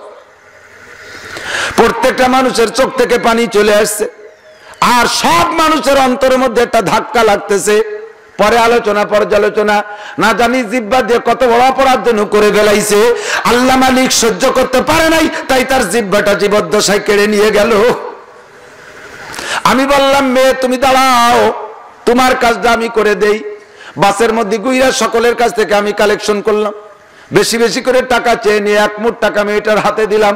খুশি ভাবে নেমে গেল, দিলটা বড় শান্তি পাইলাম। কিন্তু ওই লোকটার জিহ্বা মুখের মধ্যে নাই, অ্যাক্সিডেন্টে জিহ্বা পড়ে গেছে। সেখান থেকে আমি একটু সবক নিলাম। আল্লাহ কয় ফাতাবিরু ইয়া উলিল আবসার, বুদ্ধি থাকলে এমন একটা ঘটনা থেকে সেখান থেকে উপদেশ নাও। ওই লোকটার জিহ্বা যে মালিক ফেলাই দিয়েছে, ওই মালিক আমার মালিক, তোমার মালিক, ওনার হাতে এখনো জিহ্বা ফেলানোর ক্ষমতা আছে না নাই? এ যুবক, পাগলামি করিস না। চন্দ্রদিকের শক্তিশালী গ্রামের যুবক, গোপালগঞ্জের যুবক, ছাত্রলীগের যুবক, কৃষক লীগের যুবক, যুবলীগের যুবক, লীগের ক্ষমতায়, দলের ক্ষমতায়, স্থানীয় ক্ষমতায়, বাপের পয়সা আছে, বংশীয় ছেলে তুমি, ভুইয়া মোল্লা বিভিন্ন গোষ্ঠীর ছেলে তুমি। এই প্রভাবে যদি তুমি ভাষা খারাপ করো, মুরব্বীদের অন্তরে যদি একবার লাইগা যায়, আদব তাজেস্তে আজলুত পে এলাহি বেনে বরসর বেরো কা বেরো হর জাকে কাহি এ খুদা কাহে মে তৌফিকে আদব বে আদব মাহরুম গস্তল ফজলে রাব। বেয়াদবি করে ভাষা ব্যবহার করবি, আল্লাহ পাক যে কোনো মুহূর্তে তোর জিহ্বা ডাটাইনে ছিঁড়ে বেলায় দিতে পারে। কখনো এই জিহ্বা দিয়া মানুষকে কষ্ট দেওয়ার চেষ্টা করব না। এমনকি এদিক তাকান, স্ত্রীকেও গালাগালি করবেন না। বিশেষ করে সন্তানদের সামনে স্ত্রীকে গালি দিলে স্ত্রী কিন্তু মাটি হয়ে যায়, দাফন হয়ে যায়। তার একটা ঐতিহ্য, তার একটা ইজ্জত আছে না নাই? তার একটা ব্যক্তিত্ব আছে না? আপনি যেমন সন্তানদের আব্বা, সেও তো সন্তানদের মা। বরঞ্চ আপনি আব্বা হিসেবে সন্তানদের ভিতরে ভালোবাসা নিয়েছেন 1 ভাগ, আর সে মা হিসেবে সন্তানদের কাছে ভালোবাসা নিয়েছে 3 গুণ। ঠিক না? বড় বড় ছেলে মেয়েদের সামনে অনেক সময় ভাষা খারাপ করেন, এর বাচ্চা তার বাচ্চাকে গালি দেন, বুড়ো কাল পর্যন্ত সিগন্যাল দেয়, তোর যদি ফিরে কথা কই তারি তোরেও তালাক দেবো, তোর মারেও দেবো। এরকম কিছু আছে না? ভাত কাপড় দিতে পারে না, কোরস ভরে তালাক নিয়ে ঘরে। এরকম কিছু ভালো ভালো দানশীল আছে না? টাকা না দিতে পারলে কিছু, তালাকের অভাব নেই, তালাক দিয়ে দেয় সৎখানিক। আছে আছে? এইরকম ব্যবহার কোনোদিন করবেন না। মা নিজের ইজ্জতকে, তার একটা ইজ্জত আছে, যখন সে এরকম অপমান হয় অনেক সময় সে সিদ্ধান্ত পাল্টায় দেয়, রাতের অন্ধকারে গলায় রশি নিয়ে ঝুলে পড়বে। ওই মহিলাটা মারা গেল কি জন্য? আপনার এমন একটা জঘন্য কথার কারণে সে নিজেকে সামলাইতে পারে নাই। আপনি মানুষ হত্যার গুনায় জাহান্নামী হবেন, আর মহিলা নিজে আত্মহত্যার কারণে তার পরকাল শেষ করে ফেললো। সাবধান। পাশাপাশি সন্তানও খারাপ হয়ে যায়। দেখবেন আপনি যে যে ভাষায় গালি দিচ্ছেন, আপনার বাচ্চাও সেই ভাষা শেখে। আর 1 নম্বর হলো মারা মেয়েদেরকে অনেক আজে বাজে কথা বলে। মা যে ভাষায় কথা বলে, বাচ্চারা কিন্তু সেই ভাষায় কথা শেখে। ঠিক না? বাংলাদেশের জমিন, আমাদের বাংলাদেশের বেশিরভাগ 90, 95, 98, 99 ভাগ মানুষই তো আমরা বাপের ভিটে জন্ম, বাপের ভিটে বড়। ঠিক না? কথা বলেন। এদেশের যুদ্ধ, পাকিস্তানিদের সাথে যুদ্ধ করে স্বাধীনতা অর্জন করছে মহিলারা, যুদ্ধ বেশি করছে না পুরুষরা? পুরুষরা করছে না। কিন্তু বাংলাদেশের জমিনের নাম কি? প্রত্যেক দেশের জমিনের নাম হলো মাতৃভূমি। কি কয়? বসবাস করি বাপের ভিটে, যুদ্ধ হচ্ছে আমার আব্বা, ভিটের নাম মার ভিটে। মাতৃভিটে মানে কি? মাতৃভূমি মানে মায়ের ভূমি। ঠিক না? এর অর্থ হলো মাকে যেমন ভালোবাসি, আমার ভূমিকে এরকম ভালোবাসি। ঠিক? 99% মানুষ আমরা বাপের বাড়ি জন্ম নিয়েছি, বাপের বাড়ি থাকি, বাপের ভিটে জন্ম, অথচ ভাষার নাম রাখছে কি? মাতৃভাষা। কতক্ষণ ভাষার নাম কি? মাতৃভাষা। কারণ সন্তানে মায়ের থেকে ভাষা শেখে। মা যদি কে নিবুনছে, বেশক গাইতে না কি জানে, বেশক গাইতে আরো আরো যা যা কয়, দেখবেন ছোট ছোট মেয়েরা তাই কয়। ঠিক না?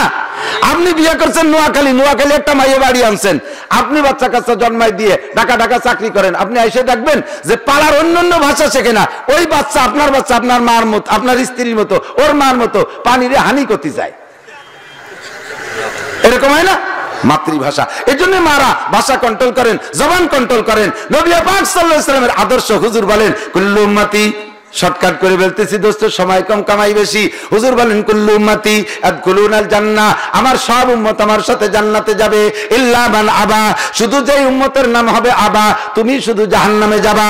কুল্লু উম্মতি আদখুলুনাল জান্নাহ, আমার সব উম্মত আমার সাথে জান্নাতে যাবে, ইল্লা মান আবা, শুধু যার নাম হবে আবা, তুমি জাহান্নামে যাবা। কিলা মান আবা ইয়া রাসূলুল্লাহ, হুজুর আমাদের মধ্যে আবা নামের তো কেউ দেখি না। হাজা আবু বকর, আনা আবু বকর, হাজা উমর, হাজা উসমান, হাজা আলী, হাজা তালহা, হাজা জুবায়ের, এমন করে 100 লক্ষ সাহাবা কের নাম আবা নাই। আপনি বললেন যার নাম হবে আবা সেই জাহান্নামে যাবা। ওমান আবা ইয়া রাসূলুল্লাহ, হুজুর আবা নামের কে? হুজুর কামান আতানি দাখালাল জান্নাহ, আমার 6 জীবনের সাথে যে মিল করবা সে আমার সাথে জান্নাতে যাবা। ওমান আসানি ফাকাদ আবা, আমার এই 6 জীবনের সাথে যার প্রতিবাদ চলবে, 6 জীবনের সাথে যার মিল হবে না, ওইটার নাম হবে আবা, আর সেই তুমি জাহান্নামে যাবা। বডিতে মিলেও মুসলমান। আমার নবীর ব্যক্তিগত জীবন, চুল কি তোমার মাথার চুল নবীর চুলির মতো আছে? নবী চুল কাটছে যে কয় তরিকায়, তোমার মাথায় কোন তরিকা? তোমার মাথা আছে সোর কাটিং। কথা কন না কে মুরব্বীরা কন? ছোটবেলায় দেখছেন না সোর দল্লিবারা কেসিতে আগা শাখা কাটিয়ে দিত, এদিক 3 পোষ ওদিক 3 পোষ। এরা এখন 150 টাকা দিয়ে চুল কাটাইয়া এদিক 3 পোষ ওদিক 3 পোষ, সোর কাটিং না? আর এক কাটিং হয়েছে গোশালিক কাটিং। গোশালিক কাটিং জানেন? এখন তো গোশালিক দেখি না, আমাদের বাড়ির পাশে তো মধুমতি নদী। আগে তো আজ থেকে 40 বছর আগে কোনো ওই নদীর কিনারা রাখেও পায়খানা বান্ধে আঁকতো না। মহিলারা কি দেখিয়ে তো তা জানি না, বিটারা সব গাঙ্কুলিতে বসে যেত, পায়খানা যে জায়গা বদনাও সেই জায়গা, ওইতে সুচে মুছে চলে আসতো। এই নদীর কুল ভরিয়া এরকম কাঁচা পায়খানা। শালিক 2 প্রকার, ভাত শালিক আর গোশ শালিক। ভাত শালিকই কোনোদিন ওই নোংরামি মুখে দেয় না, গোশ শালিক দিল নদীর কুলতে থাকতো, ওরা ওই পায়খানাটাই না খাতি খাতি গলাতে এই পর্যন্ত, ছাদের এই কোনা পর্যন্ত ঝুলিয়ে যেত, ছাদের উপরে সাইডে থাকতো। দেখেন না চুল কাটে 250 টাকা দিয়ে গোশ শালিক কাটে, গিয়ে একটা সুলা চামড়া সুলা দিয়ে ছাদের উপরে সাইডে লাগছে, দেখা যায় যেন গোশ শালিকের মতো। তোমার মাথা নবীর মাথার সাথে মিল হলো, তুমি কোন দিক দিয়ে মিলাইলা? এরপরে দাঁড়িয়ে রাখছো কোন কায়দায়? আল্লাহু আকবার। তুমি ফেন্সি দাঁড়িয়ে রাখছো, এক 6 জায়গায় যে চাইছিল এই ঠিয়েটির উপরে দুলিয়ে রাখছে, খাইজনি দাঁড়ি গসা দিলি, যে জায়গা গসা দেবেন, কোন জায়গা দেবেন তা করছি না, যে জায়গা গসা দেবেন ছুলি যাবে, ঠিক না? আল্লাহ নবী এমন দাঁড়িয়ে রাখে নাই। নবী বলেন কসুসারে বাবা ফুল্লাহা, মোসরে ছোট করো, দাড়ি রে বড় করো। দাড়ি কতটুক বড়? 1 মুঠের কম দাড়ি রে দাড়ি বলে না, 1 মুঠের কম দাড়ি, 1 মুঠ হওয়ার আগে যদি কেউ দাড়ি কাইটা সেইটা ফেলে, একটু করে রাখে, ওই দাড়ি সুন্নতি দাড়ি না, ওই দাড়ি সুন্নতি দাড়ি না। 4 মাযহাবের 4 ইমাম দাড়ির ব্যাপারে একমত। 4 মাযহাবের 4 ইমাম আবু হানিফা, শাফিঈ, আহমদ, মালিক, অনেক মাসালার ভিতরে 4 জনের মধ্যে মতানৈক্য আছে, কিন্তু 4 ইমাম দাড়ির ব্যাপারে একমত। 1 মুঠ এমন করে, 1 মুঠ এদিক তাকান, 4 মুঠে 1 হাত, এমন করে এখান থেকে 18 ইঞ্চি মাপবেন, দেখবেন 4 মুঠে 1 হাত হয়। এই মুঠের 1 মুঠ বুড়ি আঙ্গেলকে থুতির সাথে লাগাই দিয়া দাড়িরে দইরা, এরপরে নিচে পরিমাণ, সর্বনিম্ন দাড়ির পরিমাণ এতটুক, এর চাইতে লম্বা হইলে দোষ নাই। তবে যদি দাড়ি বড় হওয়ার কারণে জটা ধরে যাওয়ার ভয় থাকে, দাড়ি যদি ময়লা হওয়ার ভয় থাকে, তাহলে 1 মুঠ পরিমাণ রাইকা নিচের টুক কাইতে ফেলান। হযরত আব্দুল্লাহ ইবনে ওমর বলেন, আমি হজের আগে নবী পাক যখন হজে রওনা দেবে, বিদায় হজে, ওই সময় হুজুরের দাড়ি অনেক লম্বা ছিল। আমাকে বললেন আব্দুল্লাহ, হযরত আব্দুল্লাহ ছিলেন হুজুরের বডিগার্ড সাহাবাদের ভিতরে অন্যতম। 19 জন বডিগার্ড সাহাবা ছিল আমার নবীর, তার ভিতরে আব্দুল্লাহ ইবনে ওমর একজন। আব্দুল্লাহকে বললেন, আব্দুল্লাহ আমার চুল দাড়িগুলো একটু ঠিক করে দাও। আমি এমন করে মুঠ ধরে, এরপরে হুজুরকে বললাম, হুজুর এইটুক আছে। হুজুর কয় তোমার মুঠের নিচে থেকে কেটে দাও। হুজুরের মুঠ আর আব্দুল্লাহর মুঠ একই সাইজ প্রায়, এই জন্য বললেন অট্টুক কাইটা দাও। হাদিসের মধ্যে আসছে কসু শারে বাবা ফুল্লুহা, 1 মুঠের কোন দাড়ি রে দাড়ি বলে না, খাইজনে ফেন্সি ফেন্সি দাড়ি, এই দাড়ি কোনো দাড়ি নয়। যদি দাড়ি রাখেন সুন্নতি লম্বা দাড়ি রাখেন, হাসরের মাঠে আল্লাহ পাক হাজার হাজার মানুষকে, হাজার হাজার লাখ লাখ গুনাহগারকে শুধুমাত্র পরিমাণ মতো সুন্নতি দাড়ির ওসিলায় মাফ করিয়া দিবে। সময় কম, ব্যাখ্যা দিয়ে কইতে পারলাম না। 2 নম্বর, মোজগুলো রাখছো কেমন? বাংলার জমিনে বড় বিপদ, ইমান আমল ঠিক রাখা বড় কষ্টকর। ডিফেন্সে চাকরি কইরা দাড়ি রাখতে দরখাস্ত কে দেওয়া লাগে? দাড়ি রাখতে দরখাস্ত দেওয়া লাগে। আর সেই ডিফেন্সে তাইকা মোসের বিনিময়ে ভাতা পায়, এই পরিমাণ ভাতা পায় যে মোসের টাকা দিয়ে 2 ফ্যামিলি চলা যায়। মোসের কি বরকত! কর্নেল উসমানী কথা কন না, তার মোসের টাকা দিয়ে 3 ফ্যামিলি চলতে পারে। আর দাড়ি রাখতে দরখাস্ত লাগে। ও দোস্ত কসু সারেব মোসে এমন করে কাটো হাত্তা ইউরা বিয়াজুল জাল, কাটতে কাটতে খাটো করে ফেলো যাতে তোমার চামড়া দেখা যায়। স্বামী ফতোয়ার ভিতরে লিখেছে মোসে চাইছে ফেলানো জায়েজ আছে, তবে কেসিতে খুব ছোট চামড়া কাটা করে কাটা সুন্নাত। এদিকে তুমি ঠিক করো। ও দোস্ত এরপরে আসো তুমি মুখের ভিতরে চলে আসো তোমার মেসওয়াক, বিরাজ ফায়ার করো, যত বিরাজ করো সারা জীবনে বিরাজ করলে এক করলে কি হবে না। আল্লাহ নবী বলেন লাউলা আন আশুক্কা আলা উম্মতি লা আমারতুম বিসওয়াকা ইনদা কুল্লি ওযু, আমি যদি উম্মতের জন্য কঠিন মনে না করতাম তাহলে 5 ওয়াক্ত নামাজের ওযুতে আমি মেসওয়াককে ওয়াজিব করে দিতাম নারী আর পুরুষ সকলের। হুজুর বলেন যেই ব্যক্তি 5 ওয়াক্ত ওযুতে মেসওয়াক করে নামাজ পড়বে আল্লাহ পাক তার 1 ওয়াক্ত নামাজের বিনিময়ে 70 ওয়াক্ত নামাজের সওয়াব দান করে। পুরুষরা একটু মেসক ব্যবহার করলে মহিলারা মেসক চেনেই না। আর কিছুদিন পর এমন হবে যদি কয় চুপুলা পান্ডে কয় মেসক চিনিস, কয় হাত চিনি না তাই কি কদি মেসাক কিরম কয় মেসাক তো দুধ দেখায়, মনে হয় যে মেসাক দুধ দেখায়। মেসাক চিনা চিনি নাই। আর একদল ভদ্রলোক আছে মেসাক বানায় বেলা 9টার সময় দাঁতে খরা বাঁধাইয়া উঠে মেসাকে কান ভাঙ্গে, বাগানে যে আশাল গাছের টা ভাঙ্গে, রাতভর আশাল গাছের গা ভরে কুত্তে ছোট স্তেঞ্জা করে দিয়ে গেছে। সেই মেসাক এখন আশাল গাছ ভাঙ্গে পাতা পুতি সুদ দিয়ে একটা নিম গাছের আস্ত বডি ধরে জাগতি তালে দেয়। এই মেসাক তোমার সুন্নতি মেসাক নাই, পরিমাণ মতো হইতে হবে। শাহাদত আঙ্গুলের মাথা থেকে বুড়ি আঙ্গুলের মাথা পর্যন্ত কেনি আঙ্গুলের পরিমাণ মোটা হবে। তিক্ত গাছের ডাল হইলে বেশি ভালো। নবী কয় যদি কেউ তিক্ত গাছের ডাল দিয়ে মেসাক করো 1 নম্বরে দাঁত ভালো, 2 নম্বরে চোখ ভালো, 3 নম্বরে পেট ভালো, 4 নম্বরে তোমার এই মেসাকের ক্রিয়ায় তোমার যৌবন ভালো হবে, সেক্স পাওয়ার শক্তিশালী হবে, পেশাবের রোগ হবে না, ডায়াবেটিস হবে না, গনোরিয়া হবে না। এগুলো সব গেল 5 ওয়াক্ত নামাজে যদি মেসাক করো নামাজের দাম বাইরে যাবে 70 গুণ। এর নিয়মিত মেসাক করবে। আল্লাহ রাসূল বলেন মরণের সময় তার মৃত্যুর সময় কলেমা নসিব নিশ্চিত। ওই লোকটার কলেমা নসিব হবেই হবে। নবী যখন ইন্তেকালের শয্যায় শায়িত, সেলেসা শুরু হয়ে গেছে, কখনো হুশ কখনো বেহুশ, মরার আগ পর্যন্ত নবী মেসাক করেছেন। হুজুরের এমত অবস্থায় সিদ্দিকা আয়েশার কোলের ভিতরে হুজুর বুক পিঠটা সিদ্দিকা আয়েশার বুকের সাথে লাগাই দিয়া হুজুরের মাথাটা আয়েশার থুতিয়ার হলকমের মাঝে।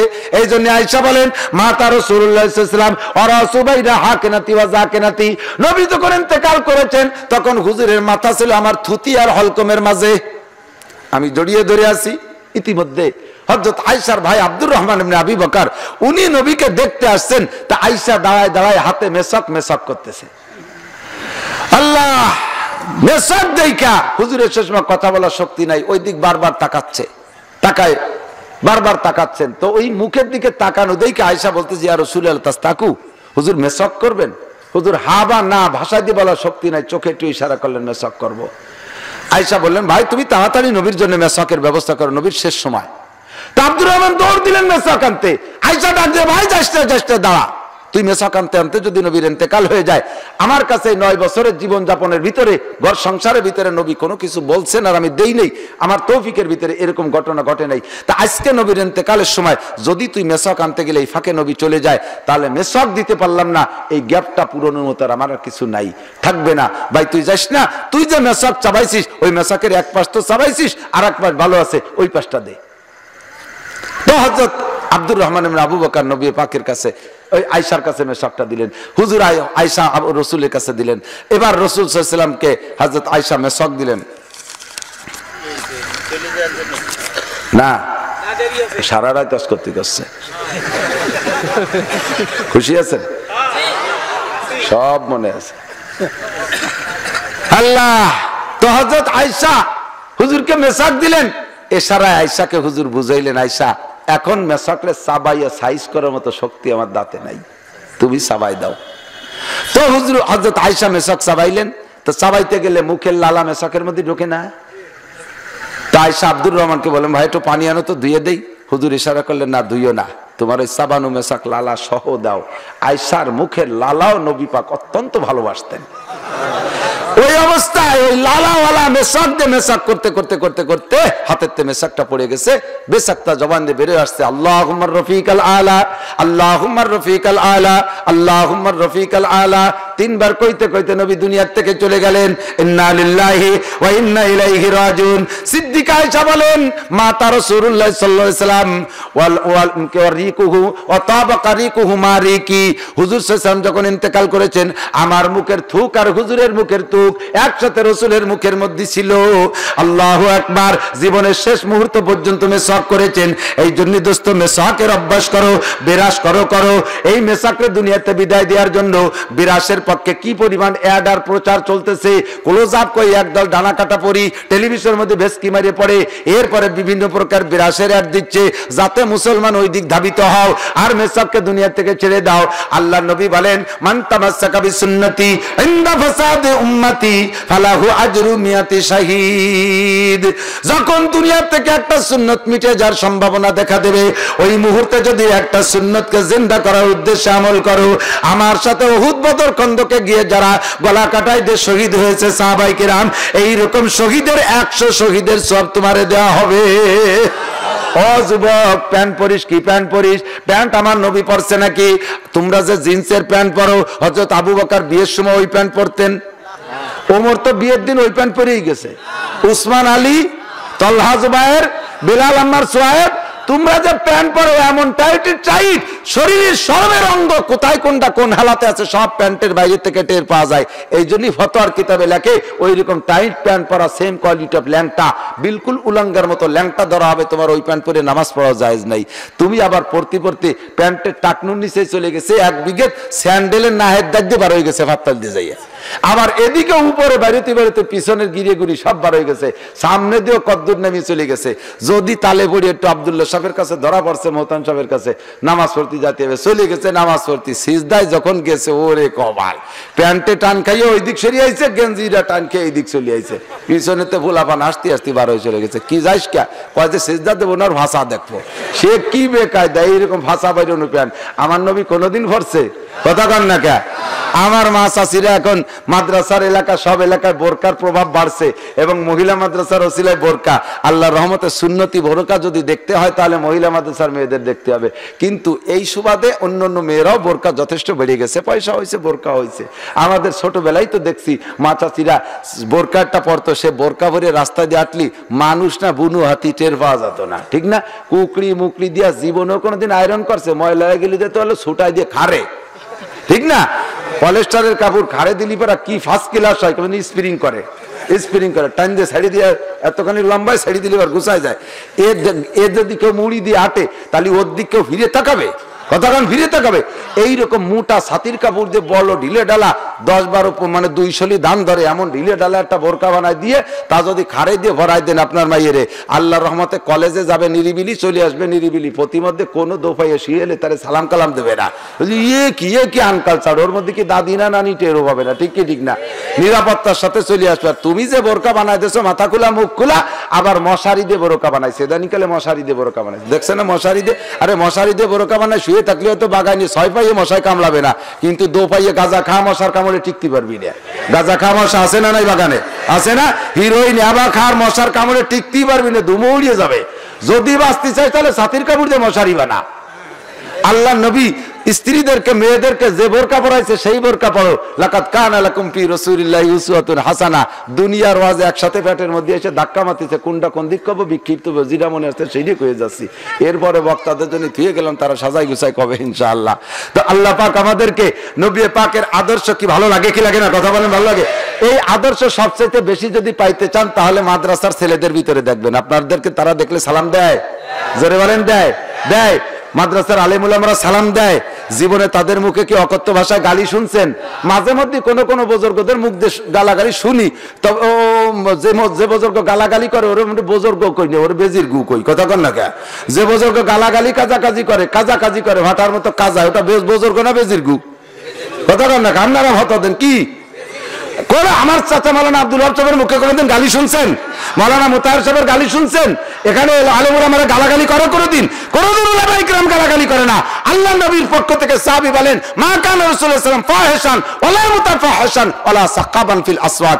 আমার নবী কখনো কোনো অকথ্য ভাষায় গালাগালি করেন নাই, আর বাজার দিয়ে টোটোরি বেড়ান নাই, যাইয়ে যেখানে সেখানে আড্ডা মারেন নাই। আমার নবী ছিলেন বড় সালিমুত তবা, কবে শরীফুন নাসব ব্যক্তিত্ব। কথা কোন ঠিক কি ঠিক না? আমরা নবীর আদর্শ ভালো লাগে, আল্লাহ পাক আমল করা তৌফিক দিক। একদিনে সব কইতে পারবো না। 23 বছর নবুয়তে আমি 1.5 ঘন্টার মধ্যে কি কব? 1.5 ঘন্টা কিন্তু হয়ে গেছে। কোন ফাঁকে ফাঁকে তো আমিও টের পাই, আপনারও টের পান নাই। আমারও মনে চাইতেছে রাত বরস করবো, কিন্তু টান রয়েছে আর এক জায়গা। সংক্ষিপ্ত কথা হলে সমস্ত কথার পর আমল করার জন্য একটা ট্রেনিং সেন্টার লাগবে, একটা ট্রেনিং সেন্টার। সাহাবায়ে কিরামদের মতো যোগ্য আদর্শ মানুষ নবী পাকের ট্রেনিং সেন্টারে 23টি বছর পরে থেকে দিন শিখছে। কথা কোন ঠিক না? মক্কায় 13 বছর কাটাইছে, সাথে সাথে পরাণ ভরে নাই, এই জন্য মক্কায় থাকি জানি নবীর সাথে আবার মাইদ্দর খাই বিটে বাড়ি ফেলাইতে মদিনায় চলে গেছে।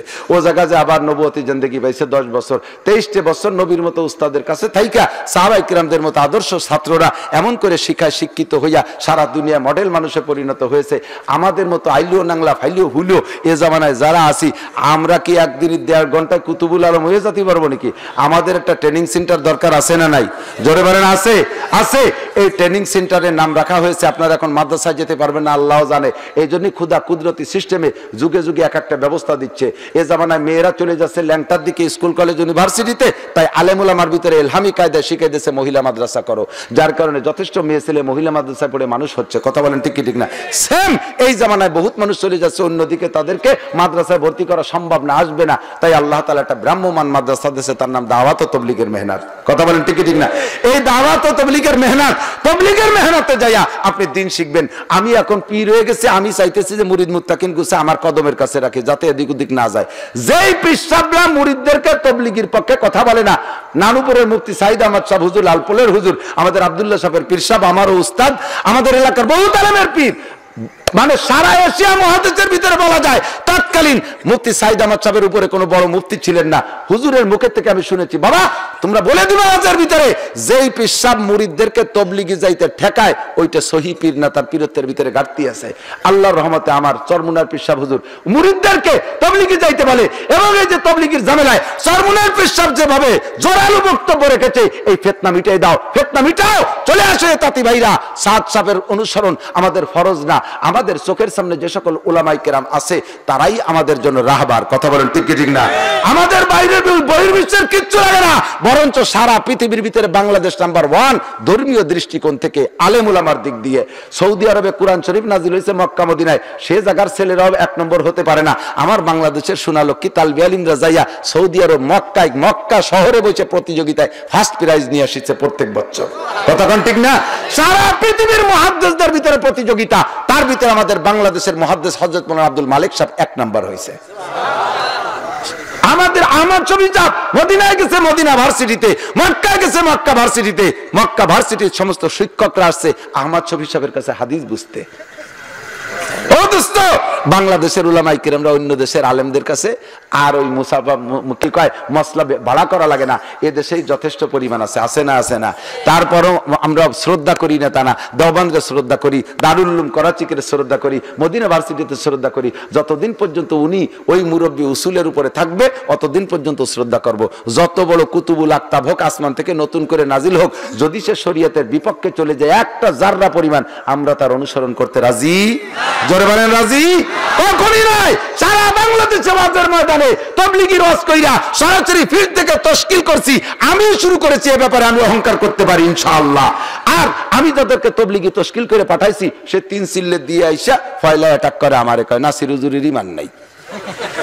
আমি বেঈমান হইয়া ওরে ঈমানদারিতে ফাটাই দিছি। চিন্তা করতে পারেন কত বড় বেডাঙ্গা, কত বড় বেকায়দা। তাহলে আমরা দাওয়াত ও তাবলীগের মেহনতে যাব তো ইনশাআল্লাহ। তাবলীগ কার কার ভালো লাগে আল্লাহকে একটু হাত দেখাবেন। নারে তাকবীর। একটু স্লোগান হবে, আলেম উলামা যেই দলে আমরা আছি সেই দলে, হানাদারির হুজুর যেই দলে আমরা আছি সেই দলে। কেরাম করব আমরা যে যেখানে আছি। মসজিদের ইমাম সাহেব আছে না? মসজিদের ইমাম সাহেব কিছু কিছু মুসল্লি আছে, আপনারা মুসল্লি পাল্টে যান, নাহলে ইমামরে পাল্টায় ফেলেন। মসজিদে যে ইমাম সাহেবরে ঘরের বউর মতো ডাক্কাতি থাকে, গুততি তালে থাকে, ইমাম সাহেবরে 5 পয়সারও দাম দেয় না। যদি এইরকম স্বভাব হয় তাহলে হয় আপনি পাল্টে যান না ইমাম পাল্টান, নইলে আপনার নামাজ হচ্ছে না। হুজুর হুজুর কথা কি? হুজুর ও কি হুজুর রেখা হুজুর ইমাম সাহেব নামাজে দাঁড়ায় গেছে, ওই সময় ইমাম সাহেব রেখা হুজুর জানেন না আমি চেয়ারে বসে এখন চেয়ার নিয়ে আসেন। ইকামত হয়ে গেছে, ইমাম সাহেবের চেয়ার আনতে ঘটায়। কত বড় ফাজিল আছে না নাই? পিছনে একেবারে চেয়ারম্যান আছে, ভোট ছাড়া চেয়ারম্যান, যাই ইমাম সাহেবের বরাবর পিছনে বসে। যদি বসেই নামাজ পড়তে কোনায় যাও, দুদু কয় টাকা দিচ্ছ, সেই কয় টাকার গরমে মসজিদের ইমামের পিছনে, ইমামের পিছনে ওই ব্যক্তি বসবে যে ব্যক্তি অ্যাসিস্ট্যান্ট ইমাম হওয়ার যোগ্যতা রাখে। ঠিক কি ঠিক না? ইমাম সাহেবের বাই ছুটে গেছে নামাজের মধ্যে, ইমাম সাহেব পিছনে থেকে একজন অ্যাসিস্ট্যান্ট ইমাম বানাই দিয়ে যাবে। তো ইমাম সাহেবের তো বাই ছুটছে, তোমার ধরে দাঁড়ায় দিল, তো তুমি যেন আগিয়ে কথা বল না, তো তুমি ও জায়গা বইছো কেন বইছো? ও জায়গা যদি ফকিরও হয় সে দাঁড়াবে, যদি তার কিরাত শুদ্ধ হয়, নামাজের মাসলা জানে। ঠিক কি ঠিক না? ইমাম সাহেবের সাথে সুসম্পর্ক, মুয়াজ্জিনের সাথে শ্রদ্ধার ব্যবহার, এরকম ব্যবহার যদি না থাকে, পাল্টে যান। আপনি পাল্টেন না, ইমাম পাল্টান। আল্লাহ তাআলা আমাদেরকে এই বিক্ষিপ্ত এলোমেলো কথাগুলো যা শুনছি বলছি, এ কথার পর আমল করার তৌফিক দান করুক, নবী পাকের আদর্শ মেনে চলার তৌফিক দান করুন।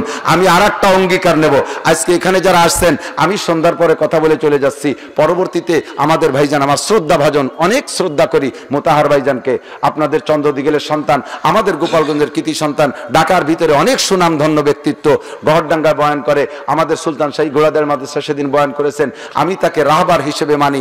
আল্লাহু আকবার, আল্লাহ তাআলা আরো বড় করুক। ইনিও আসেন, বয়ান করবেন। এরপরে ঢাকার থেকে আরো একজন বক্তা আসছে, বাহিরের উলামায়ে কেরামের কথা যদি না শুনে চলে যান, উনরা কষ্ট পাবে যে দেখো গোপালগঞ্জেরা কত বড় স্বার্থপর, নিজেদের হুজুরি ওয়াজ শুনলো আর আমরা বাইরের হুজুর আসলাম, আমাকে থুয়ে চলে গেল। এই অনাদর্শতা কি দেখাবেন নাকি? কথা বলেন। চন্দ্রদিগেলে মাদ্রাসা আজ 65 বছরের মাদ্রাসা থেকে কি আদর্শ পাইছেন উলামায়ে কিরামরা, আমরা এটা দেখাবো আজকে। রাজি আছেন ইনশাআল্লাহ? নামাজ, ঈশান নামাজ না পড়লে কেউ যান নিয়ত আছে নাকি?